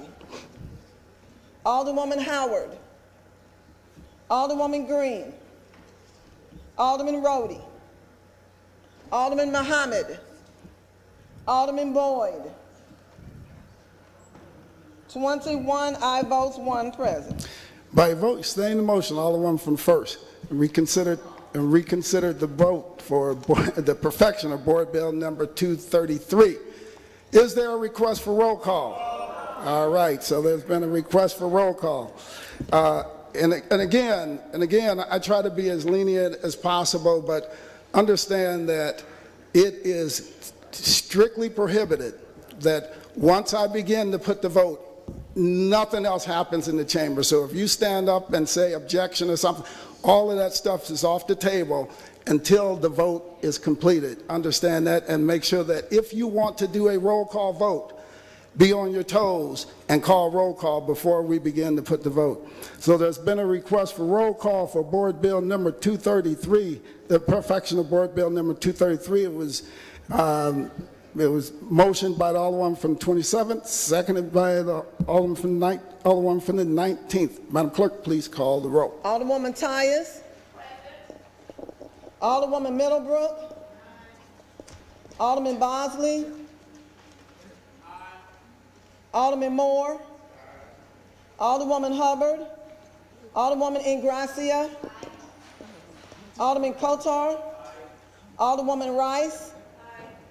Alderman Gunther. Alderman Vollmer. Alderwoman Martin. Alderman Arnowitz. Alderwoman Murphy. Alderwoman Howard. Alderwoman Green. Alderman Oldenburg. Alderman Rhodey. Alderman Kennedy. Aye. Alderwoman Davis. Alderwoman Spencer. Alderman Muhammad. Alderman Boyd. Alderman Vaccaro. Alderman Ogilvie. Alderman Cone. Alderman Williamson. Alderwoman Boyd. Alderwoman Navarro. President Reed. Aye. Alderwoman Hubbard. Alderwoman Murphy. Alderwoman Howard. Alderwoman Green. Alderman Rhodey. Alderman Muhammad. Alderman Boyd.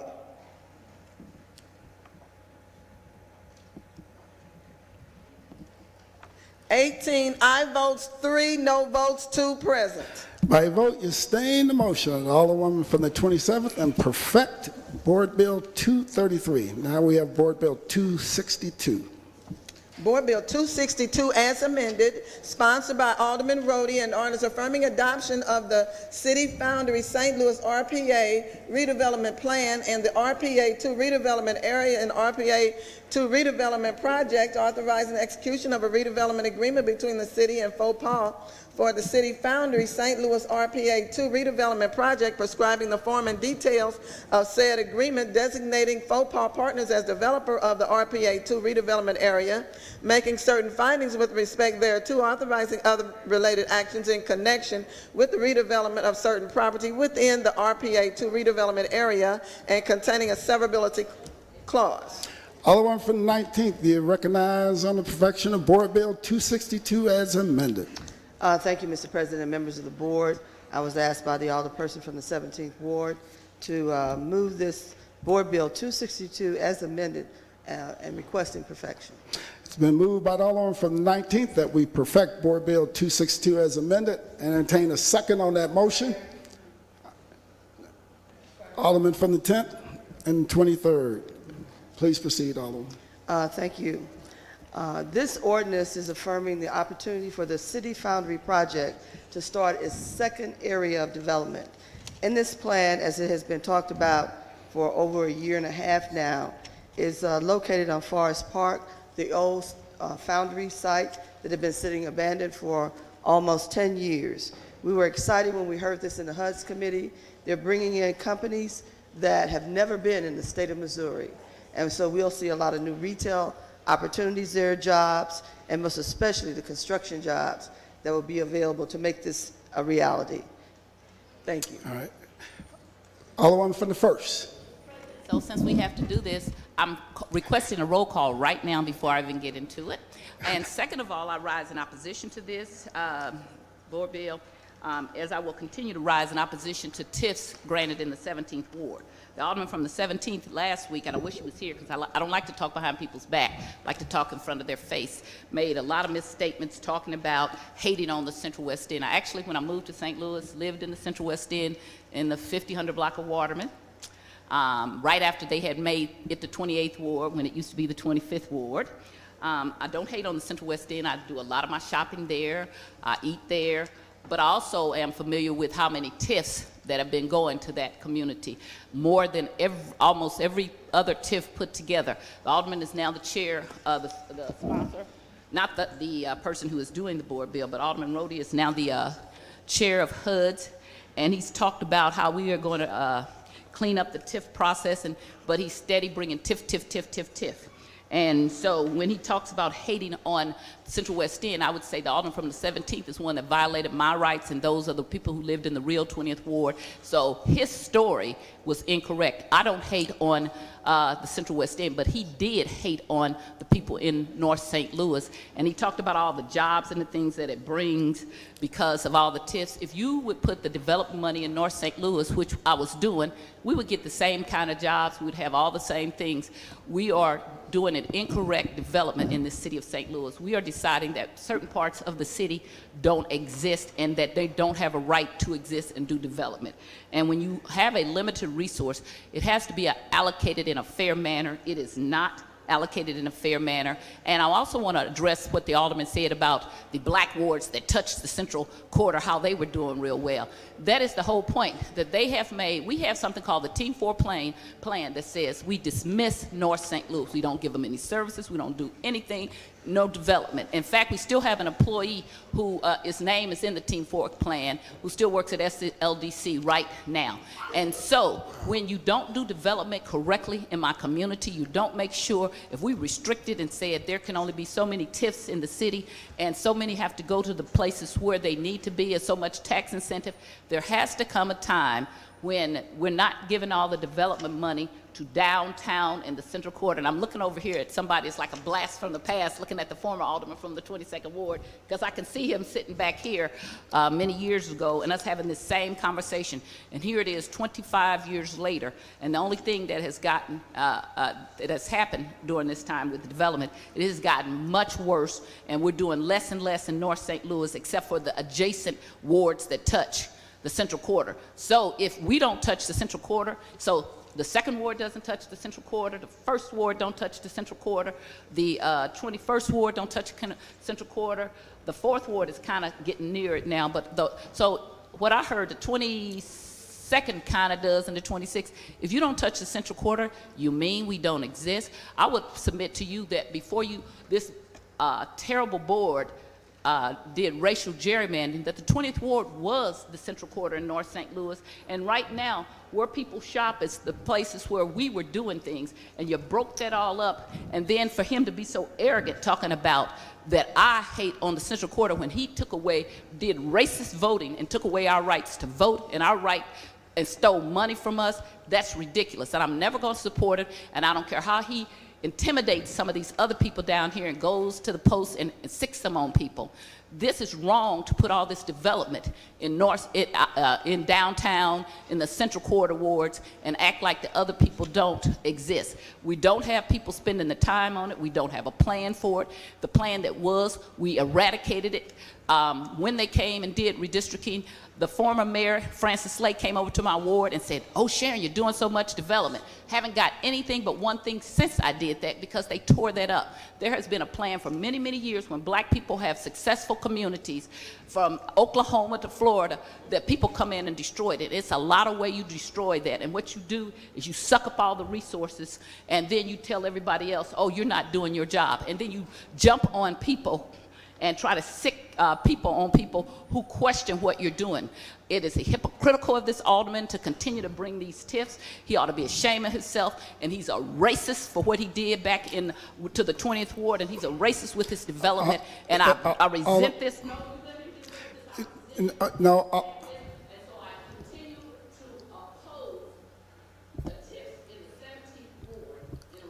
Okay. Continue. Of the rest of the community. Alderman from the 19th. Any further discussion? Any further discussion? Alderman from the 19th, you recognize close. I renew my motion. It's been moved by the Alderman from the 19th and seconded by the Alderman from the 10th and 23rd that we perfect Board Bill 262 as amended. There's been a request for roll call. Madam Clerk, please call the roll. Alderwoman Tyus. Alderwoman Middlebrook. Was that passed? Alderman Bosley. Alderman Moore. Alderwoman Hubbard. Alderwoman Ingracia. Alderman Kotar. Alderwoman Rice. Alderman Gunther. Alderman Vollmer. Alderwoman Martin. Alderman Arnowitz. Alderwoman Murphy. Alderwoman Howard. Alderwoman Green. Alderman Oldenburg. Alderman Rhodey. Alderman Kennedy. Alderwoman Davis. Alderwoman Spencer. Alderman Muhammad. Alderman Boyd. Alderman Vaccaro. Alderman Ogilvie. Alderman Cone. Alderman Williamson. Alderwoman Boyd. Alderwoman Navarro. President Reed. Aye. Alderwoman Middlebrook. Alderwoman Hubbard. Alderwoman Rice. Alderman Gunther.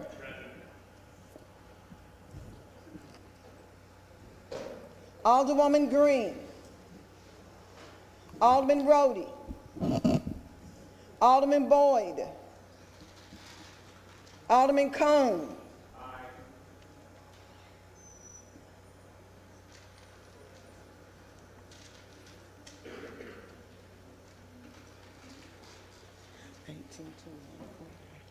Eighteen aye votes, 2 no votes, 1 abstain, 4 present. By vote, you stay in the motion of Alderman from the 19th and perfected Board Bill 262 as amended. That's the extent of board bills for perfection. Third reading consent. Board bills 254, 186, 245 as amended, and 99 floor substitute. Alderman from the 18th, you recognized on the motion for the third reading consent calendar.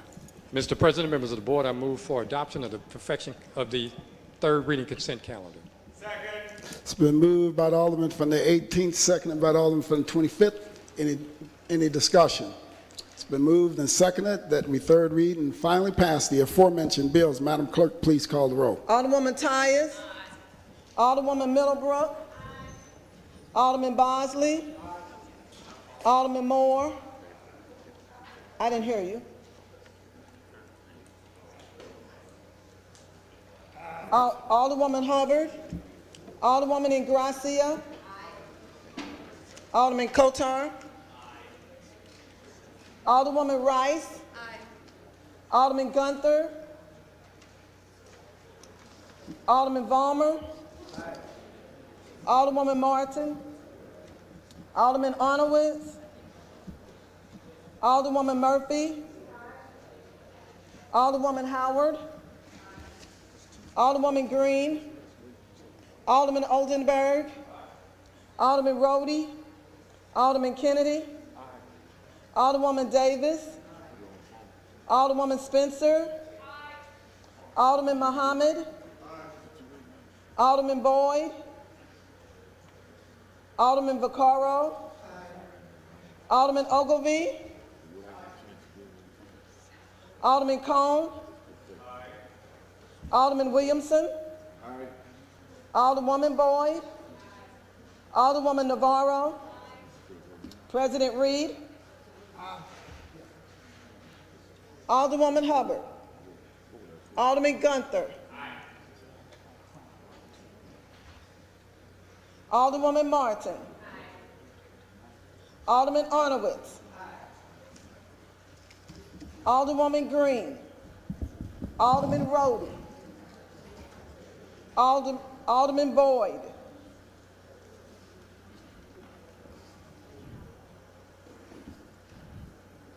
I vote.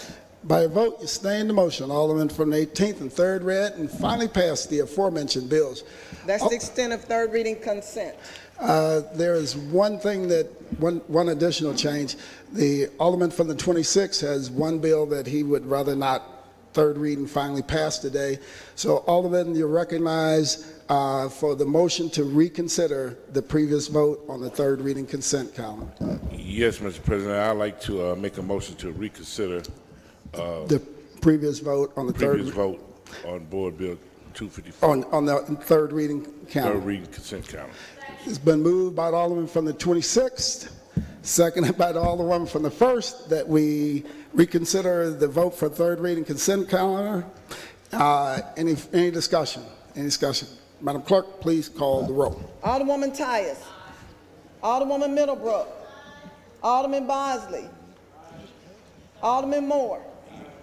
Alderwoman Hubbard. Alderwoman Ingracia. Alderman Kotar. Alderwoman Rice. Alderman Gunther. Alderman Vollmer. Alderwoman Martin. Alderman Arnowitz. Alderwoman Murphy. Alderwoman Howard. Alderwoman Green. Alderman Oldenburg. Alderman Rhodey.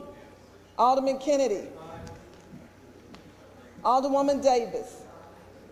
Alderwoman Spencer. Alderman Muhammad. Alderman Boyd. Alderman Vaccaro. Alderman Ogilvie. Alderman Cone. Alderman Williamson. Aye. Alderwoman Boyd. Alderwoman Navarro. President Reed. Aye. Alderwoman Hubbard. Alderwoman Ingracia. Alderman Arnowitz. Alderwoman Green. Alderman Rhodey. Alderwoman Spencer. Alderman Boyd. 25 I vote. By a vote, you sustain the motion. Alderman from the 26th. Alderman from the 26th, you're recognized. Would you like to move that, your bill? Yes, Mr. President, I'd like to make a motion to place Board Bill 254 on the informal calendar. Madam Clerk, please place Board Bill 254 on the third reading informal calendar. Thank you. That's Board Bill So 254. Noted. So noted. Third reading consent.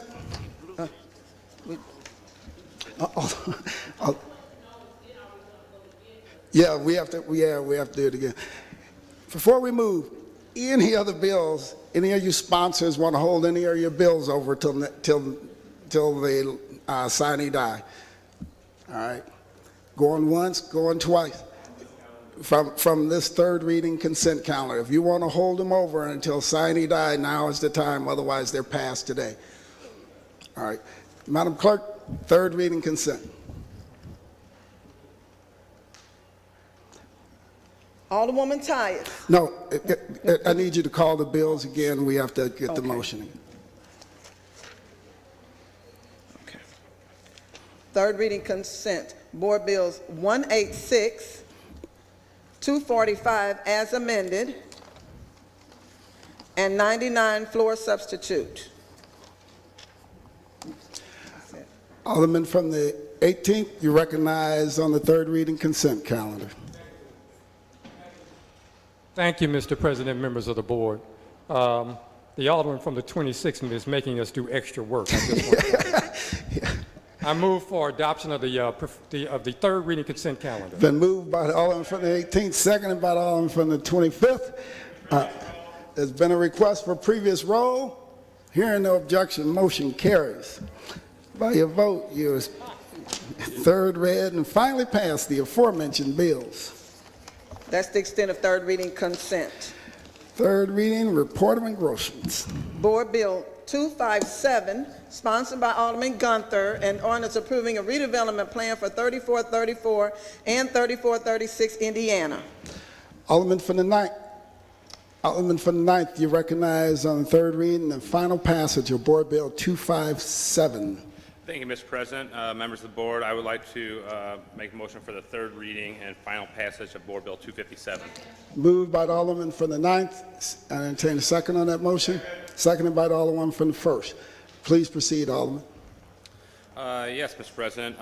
Board Bill 257 calls for a redevelopment plan for 3434 and 3436 Indiana, with 2 homes being built by Habitat for Humanity. And with that, I would like to renew my motion.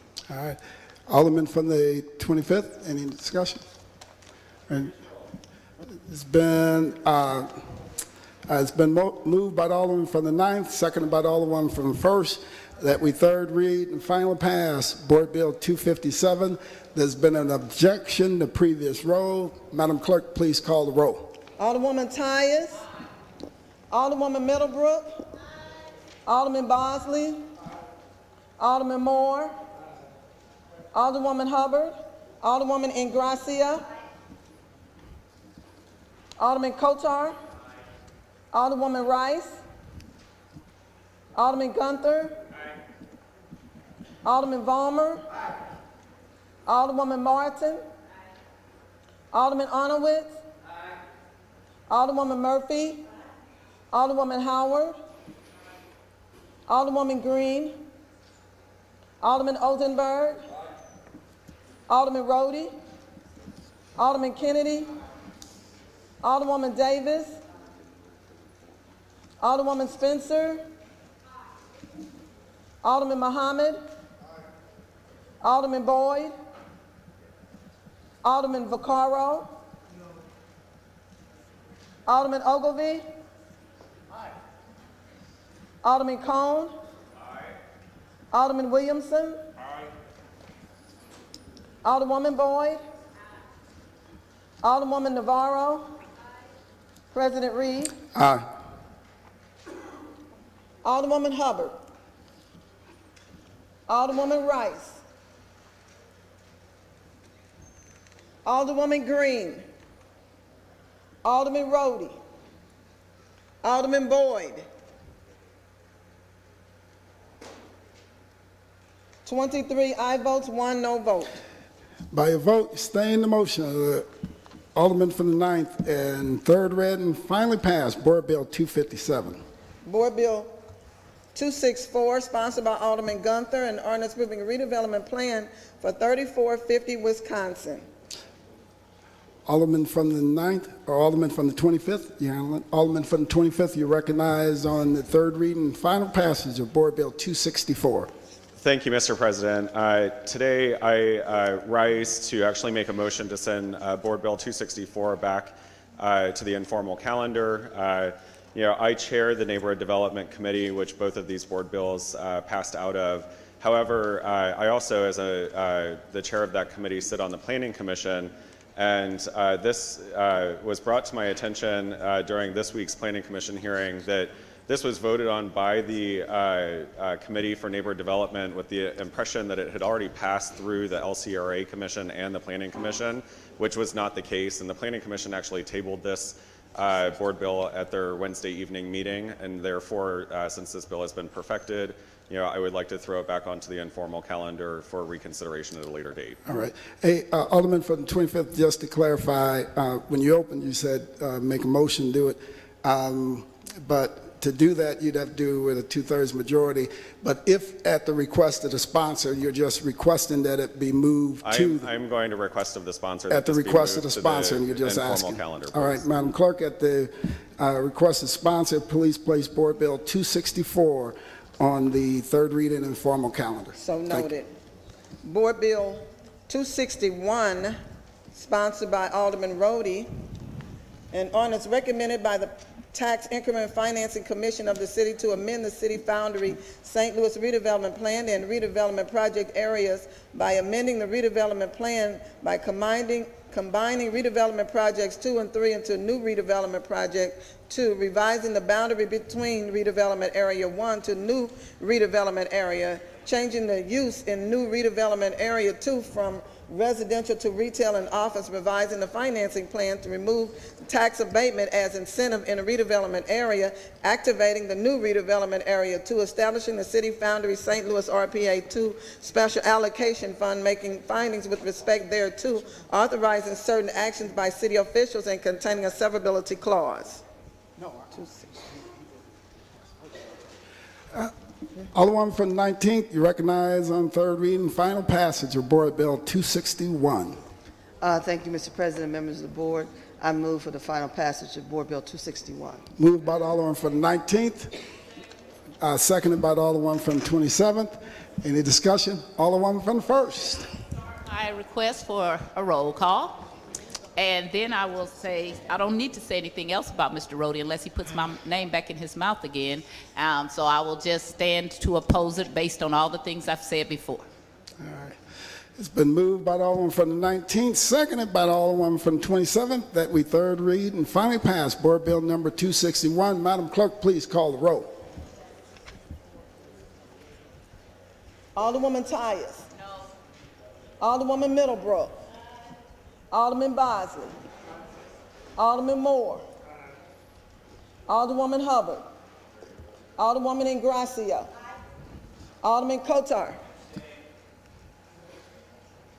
Alderwoman Rice. Alderman Gunther. Alderman Vollmer. Alderwoman Martin. Alderman Arnowitz. Alderwoman Murphy. Alderwoman Howard. Alderwoman Green. Alderman Oldenburg. Alderman Rhodey. Alderman Kennedy. Alderwoman Davis. Alderwoman Spencer. Alderman Muhammad. Alderman Boyd. Alderman Vaccaro. Alderman Ogilvie. Alderman Cone. Alderman Williamson. Alderwoman Boyd. Alderwoman Navarro. President Reed. Aye. Alderwoman Hubbard. Alderman Arnowitz. Alderwoman Green. Alderman Rhodey. Alderman Boyd.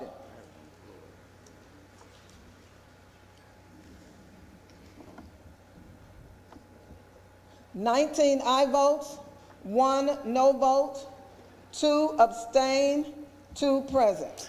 By your vote, you sustain the motion of the Alderman from the 19th and third read and finally pass Board Bill number 261. That's the extent of third reading report of engrossment and final passage. Report of Enrollment Committee. Board Bills 186, 245 as amended, 261, 99 floor substitute, and 257. All other business being suspended, the President shall in open session affix his signature hereto to the end that these may become law.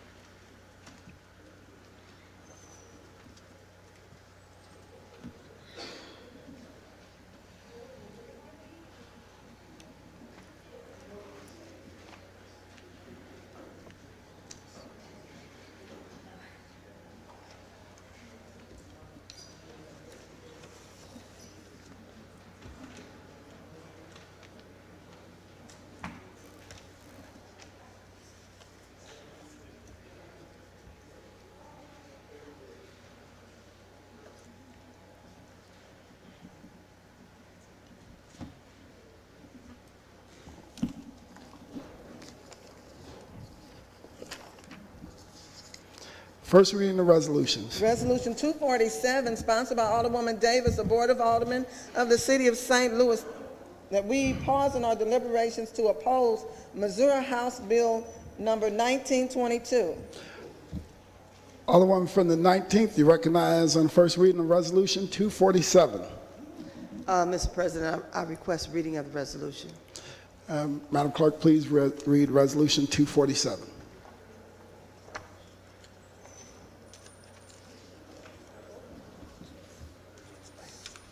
Resolution 247, opposing the Missouri House Bill number 1992's usurpation of the city's voters' right to elect the sheriff. Whereas there is a bill, Missouri House Bill number 1922, currently in the Missouri House of Representatives, which will usurp the right of the voters of the City of St. Louis to elect their sheriff and give the right to elect the sheriff of the City of St. Louis to the circuit judges and associate circuit judges of Missouri's 22nd Judicial District. And whereas the impact of House Bill number 1922 is exclusive to the City of St. Louis, and the voters in the rest of the state of Missouri shall continue to have the right to elect their sheriff by popular vote.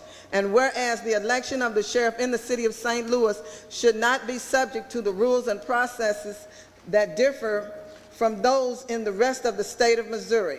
And whereas it is for the foregoing reasons that the City of St. Louis Board of Aldermen are in opposition to this usurpation of rights of the voters of this city to elect their sheriff. Now therefore be it resolved that this Honorable Board of Aldermen by the Board of Aldermen of the City of St. Louis, we pause in our deliberations to oppose Missouri House Bill number 1922 and further direct the clerk of this board to spread a copy of this resolution across the minutes of these proceedings. Introduced on this the 9th day of March 2018 by Honorable Marlene E. Davis, Alderwoman 19th Ward. Alderwoman from the 19th, you recognize. Thank you, Mr. President, members of the board. I just want to have a few words to say. The bill, the resolution explains itself. But what I need to say, though, is we are in a trying time when every day we read something new from our State House that wants to take our powers away from us. Our citizens vote for us to make decisions here on their behalf. They also have a voting system. We have a number of ordinances in place. What our charter says is what we shall follow, and when the state decides that they want to change it every other day for various reasons, we will not exist in the future. So if you want to change it for the City of St. Louis, you better change it for the entire state, because I do know that other municipalities around the state of Missouri would not, will not, and will not allow, without force and opposition, for them to take their voting rights away for their municipal people. Thank you. Any further discussion? Any further discussion? Okay. Alderman from 26. Yes, Mr. President, members of the board. The Alderwoman from the 19th will yield. Alderwoman from 19th will yield to the Alderman from 26. Yes. Please proceed. Alderman. Yes, Alderwoman, do you know who's the sponsor of this bill on the state legislature? Do you know if it's state representative or what have you? I don't have it on my desk. It's in my office. I'm sorry. All right, that's fine. Okay.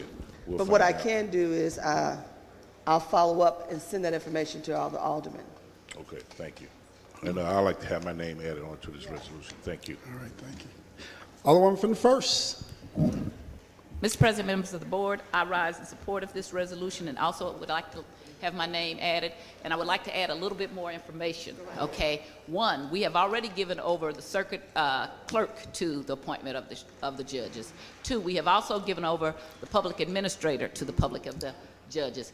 But here's the thing, what you just said, and this is why I introduced my resolution. I didn't ask for it to be heard, but I have a resolution about electing the judges, because the only place in the state of Missouri where we don't have an opportunity to elect our own judges are in the city and county of St. Louis and Kansas City and that surrounding county. Every place else has a chance to make it either way they want it.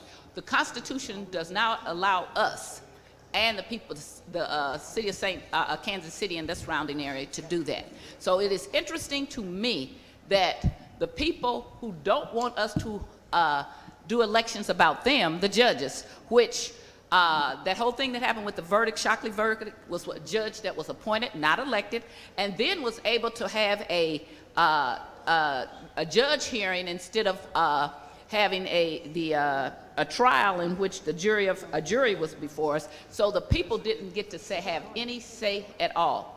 So it is incumbent on us to be looking at what they're doing here, because slowly but surely they're going to put everybody under judges, and we don't elect the judges. At least if we elected them, we could let them know that we were disappointed in them. The thing that we get to do is we get to retain them or not. And I think there's only in history maybe one or two that's ever been removed. So this is definitely needed. And I also am still in favor, not that we necessarily have to elect judges, but we should have the option. If you read the Constitution, only Kansas City and St. Louis doesn't have the option to do it at all. Everybody else has the option. And that is wrong when you make state laws. If you're going to say that we have everybody gets to carry and open carry because it should all be the same, then the same thing goes for the sheriff and for the judges and everything else. Everybody else can elect the judges. If we start, and I talk to the judges, I'm friends with them. I know most of them when I was a public defender, so I know a lot of the judges, and I tell them all the time,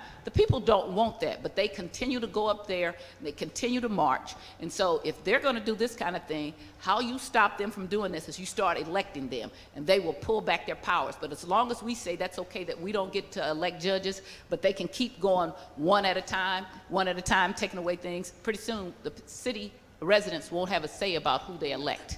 Please, if you don't mind, please add my name to it. All right. Alderman from the 13th. Yes, would you please add my name to the resolution also? All right. Madam Clerk, please make note of that. Alderwoman from the 14th, you recognize.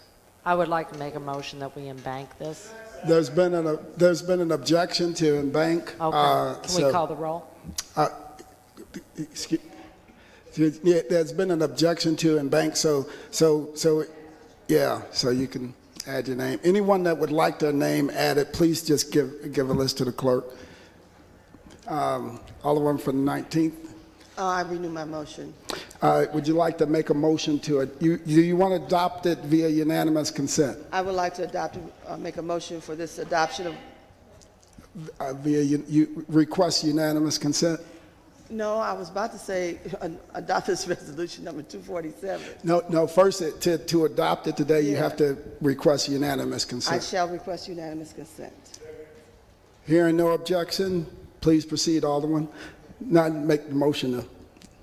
I'd like to make a motion to adopt resolution 247. It's been moved by the Alderman from the 19th, seconded by the Alderman from the 13th. And also the first, that we adopt resolution 247. All in favor signify by saying aye. Aye. Opposed? Motion carries. Resolution 243, sponsored by President Reed, the Board of Aldermen directs the Legislation Committee to convene hearings on the potential community benefit of the establishment of a public municipal bank for the city of St. Louis. Alderman from the 23rd, you recognize on the first reading of resolution 243. I would like to move resolution 243 to the Legislation Committee. It's been moved by the Alderman from the 23rd. Entertain a second on that motion. Seconded by the Alderman from the 21st. Any discussion? All in favor signify by saying aye. Opposed? Motion carries. Madam Clerk, please sign resolution 243 to legislation. So noted. That's the extent of first reading of resolution. Second reading. Following resolution was reported out of the Legislation Committee, the Committee on Legislation, to which the mayor's February the 2nd, 2018 submission to the Board of Aldermen of the following individuals for appointment to the St. Louis Economic Development Tax Board was referred for consideration, reports that it has considered the same and recommends that their approval: Richard Bradley, James Dwyer, Alina Green, Gregory Meyer, and Tracy Johnson. Alderman from the 24th, you recognize on the second reading resolution. Thank you, Mr. President. The Legislation Committee, having interviewed the mayor's 5 appointees to the St. Louis Economic Development Tax Board, I would move that the board approves all 5 appointees. All right, all of them from the first. Hold on a second. So you're making a motion for the board to adopt this report? I'm making, no. The motion is to approve the mayor's 5 appointees, which are from this report, listed herein. From the report from the committee? Yes. Okay, yes. Perfect. So it's been moved by the aldermen from the 24th. Entertain a second. Seconded by the alderman from the 23rd. Alderman from the 1st. You're recognized. Mr. President, members of the board, I move to separate these nominations. All right. There's been a request to separate the question, and this is a question that previous motion.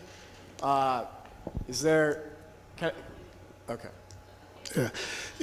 So you want to separate the question? I do want to separate the question. Okay. So, but if he wants to withdraw, I will move out of his way because I was going to tell why. But I'll move out of his way if he wants to. Okay. All right. So the request to separate the question is removed. Alderman from 24th, you're recognized. Thank you, Mr. President. I'm going to withdraw my previous motion to approve all 5 appointees, and I move that we approve, first of all, Richard Bradley, one of the mayor's appointees to the St. Louis Economic Development Tax Board. It's been moved by the alderman from the 24th that we approve the appointment of Richard Bradley, the mayor's appointment, Richard Bradley, to the St. Louis Economic Development Tax Board. It's been moved by the alderman from the 24th, seconded by the alderman from the 13th, alderwoman from the 1st. You're recognized. Thank you, Mr. President, members of the board. I'm glad that Mr. Bradley is going first. He is one of the people that I object to. Mr. Bradley knows why I object to him. Mr. Bradley has been very dishonest in things that he has in his dealings with me. And I know that was from pressure from a previous mayor. And so I feel bad. I don't want to jump on him too much, but that is the reason why I am going to start to oppose people who work for the mayor sitting on these boards. Because when you do this, the mayor has the opportunity to put too much pressure on them. I also have, I am the chair now of public employees, and I am going to be doing hearings when we come back, because a little birdie told me that Mr. Bradley got 2 raises, and that it totals about $40,000. And so we're going to be doing some investigation about what's going on with these public employees, and then putting them on boards where the mayors have unusual opportunity to influence them. I want boards that look like this community. And so when somebody works for somebody, it makes it real hard. I don't think your employees are going to be voting against you if you put them on a board, okay? And that's the same thing with the mayor, the comptroller, anybody else. So for that reason, and I do know that Mr. Bradley was under intense pressure from a previous administration to do that, but he did capitulate after he had told me one thing. And so I will be opposing him. And also, if he would just do Atlanta Green next, and I would oppose them, then I don't have an opposition to any of the other ones. So I would hope he would do those, and we could do previous role and move on. All right. It's been moved by any further discussion? Any further discussion? Excuse me, Alderman.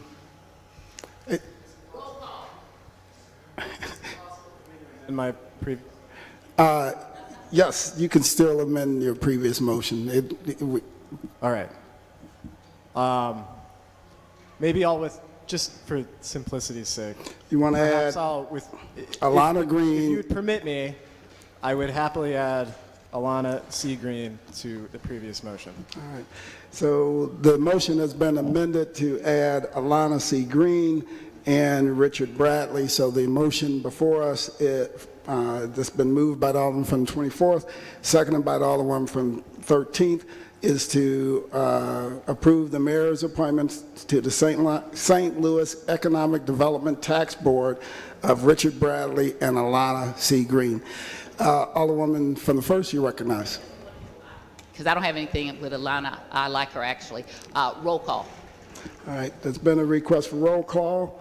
Madam Clerk, please call the roll. Alderwoman Tyus. Alderwoman Middlebrook. Alderman Bosley. Alderman Moore. Alderwoman Hubbard. Alderwoman Ingracia. Alderman Coulter. Alderwoman Rice. Alderman Gunther. Alderman Vollmer. Alderwoman Martin. Alderman Arnowitz. Alderwoman Murphy. Alderwoman Howard. Alderwoman Green. Alderman Oldenburg. Alderman Rhodey. Alderman Kennedy. Alderwoman Davis. Alderwoman Spencer. Alderman Muhammad. Alderman Boyd. Alderman Vaccaro. Alderman Ogilvie. Alderman Cone. Alderman Williamson. Alderwoman Boyd. Alderwoman Navarro. President Reed. Aye. Alderman Moore. Alderwoman Hubbard. Alderwoman Rice. Alderman Vollmer. Alderman Arnowitz. Alderwoman Green. Alderman Rhodey. Alderwoman Spencer. Alderman Muhammad. Alderman Boyd. Alderman Vaccaro. 17 aye votes, 4 no votes. By your vote, you sustain the motion of the Alderman from the 24th and approve the appointments of Rich Bradley and Alana C. Green. Alderman from the 24th, you're recognized. Thank you, Mr. President. I move that the board adopt the report of the Legislation Committee to approve the remaining 3 appointees to the St. Louis Economic Development Tax Board, those 3 being James Dwyer, Gregory Meyer, and Tracy Johnson. It's been moved by the Alderman from the 24th, seconded by the Alderman from the 25th, that we approve the mayor's appointments to the St. Louis Economic Development Tax Board of James Dwyer, Greg Meyer, and Tracy Johnson. Any further discussion? There's been a request for a previous roll. There's been an objection to previous roll. All in favor signify by saying aye. Aye. Opposed? Motion carries. That's the extent of second reading of resolutions, reports, and adoptions. Miscellaneous unfinished business. We have none. Announcements. There are no meetings next week. That's my only announcement. Amen. Amen to that. Any further announcements, Alderman from the 23rd? Members of the Legislation Committee, we are going to meet on that resolution. So if you can all send me an email, whether next week, the week after, or the week after that works, we'll kind of just take the majority of what I get, and then we'll schedule one meeting for that resolution. All right. Any further announcements? Any further announcements? Alderwoman from the 28th. Mr. President, my fellow colleagues at the Board of Aldermen, I'd like you all to know that next week Forest Park Forever is hosting the Under the Clock Tower. It's a State of Forest Park community gathering. Everyone's invited. There will be informational booths so you can learn more about the park and local organizations. There will also be family fun attractions. So it's 5 to 7 next week on Wednesday evening at Forest Park at the Visitor Center. Thank you very much. All right, thank you.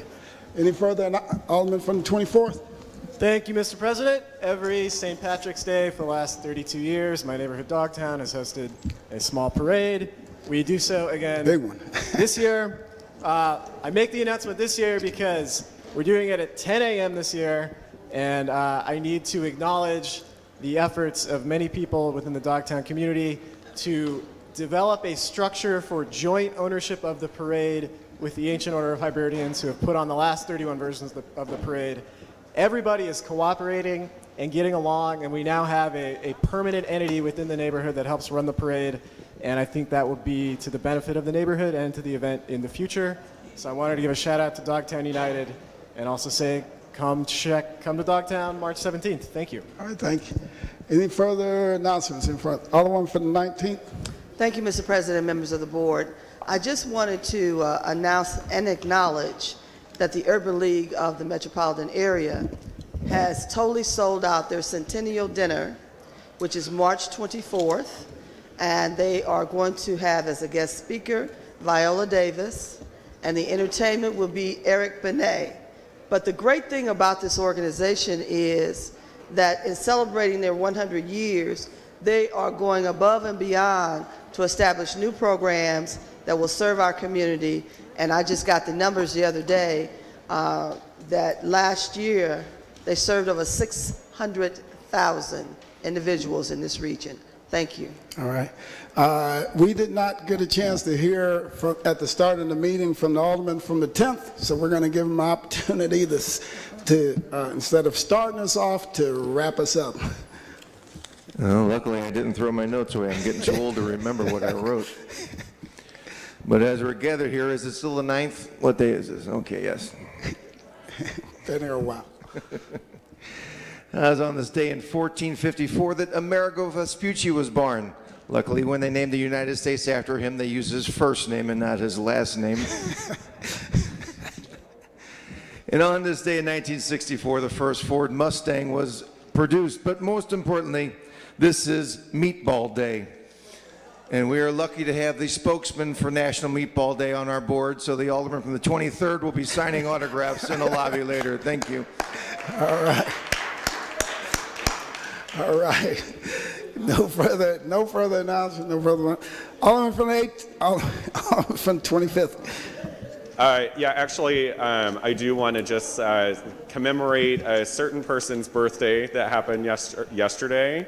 Our colleague from the 20th Ward, her son, Cy Spencer, celebrated his 7th birthday. Oh, wow. So, happy birthday. Happy birthday, Cy. Alderman from the 18th, you recognize on the motion to excuse. Mr. President, members of the board, I move that the Alderman from the 5th, 15th, 17th, and 22nd be excused for necessary action. It's been moved by the Alderman from the 18th. Entertain a second on that motion. Seconded by the Alderman from the 27th. Any discussion? All in favor signify by saying aye. Aye. Opposed? No. By a vote, you sustain the motion. Alderman from the 18th. Alderman from the 18th, you recognize on the motion to adjourn. Mr. President, members of the board, I move that the board adjourns until Monday, April 16th, 10 a.m. Moved by the Alderman from the 18th. Entertain a second on the motion. Seconded by the Alderman from the 10th. All in favor signify by saying aye. Aye. Opposed? Stand adjourned.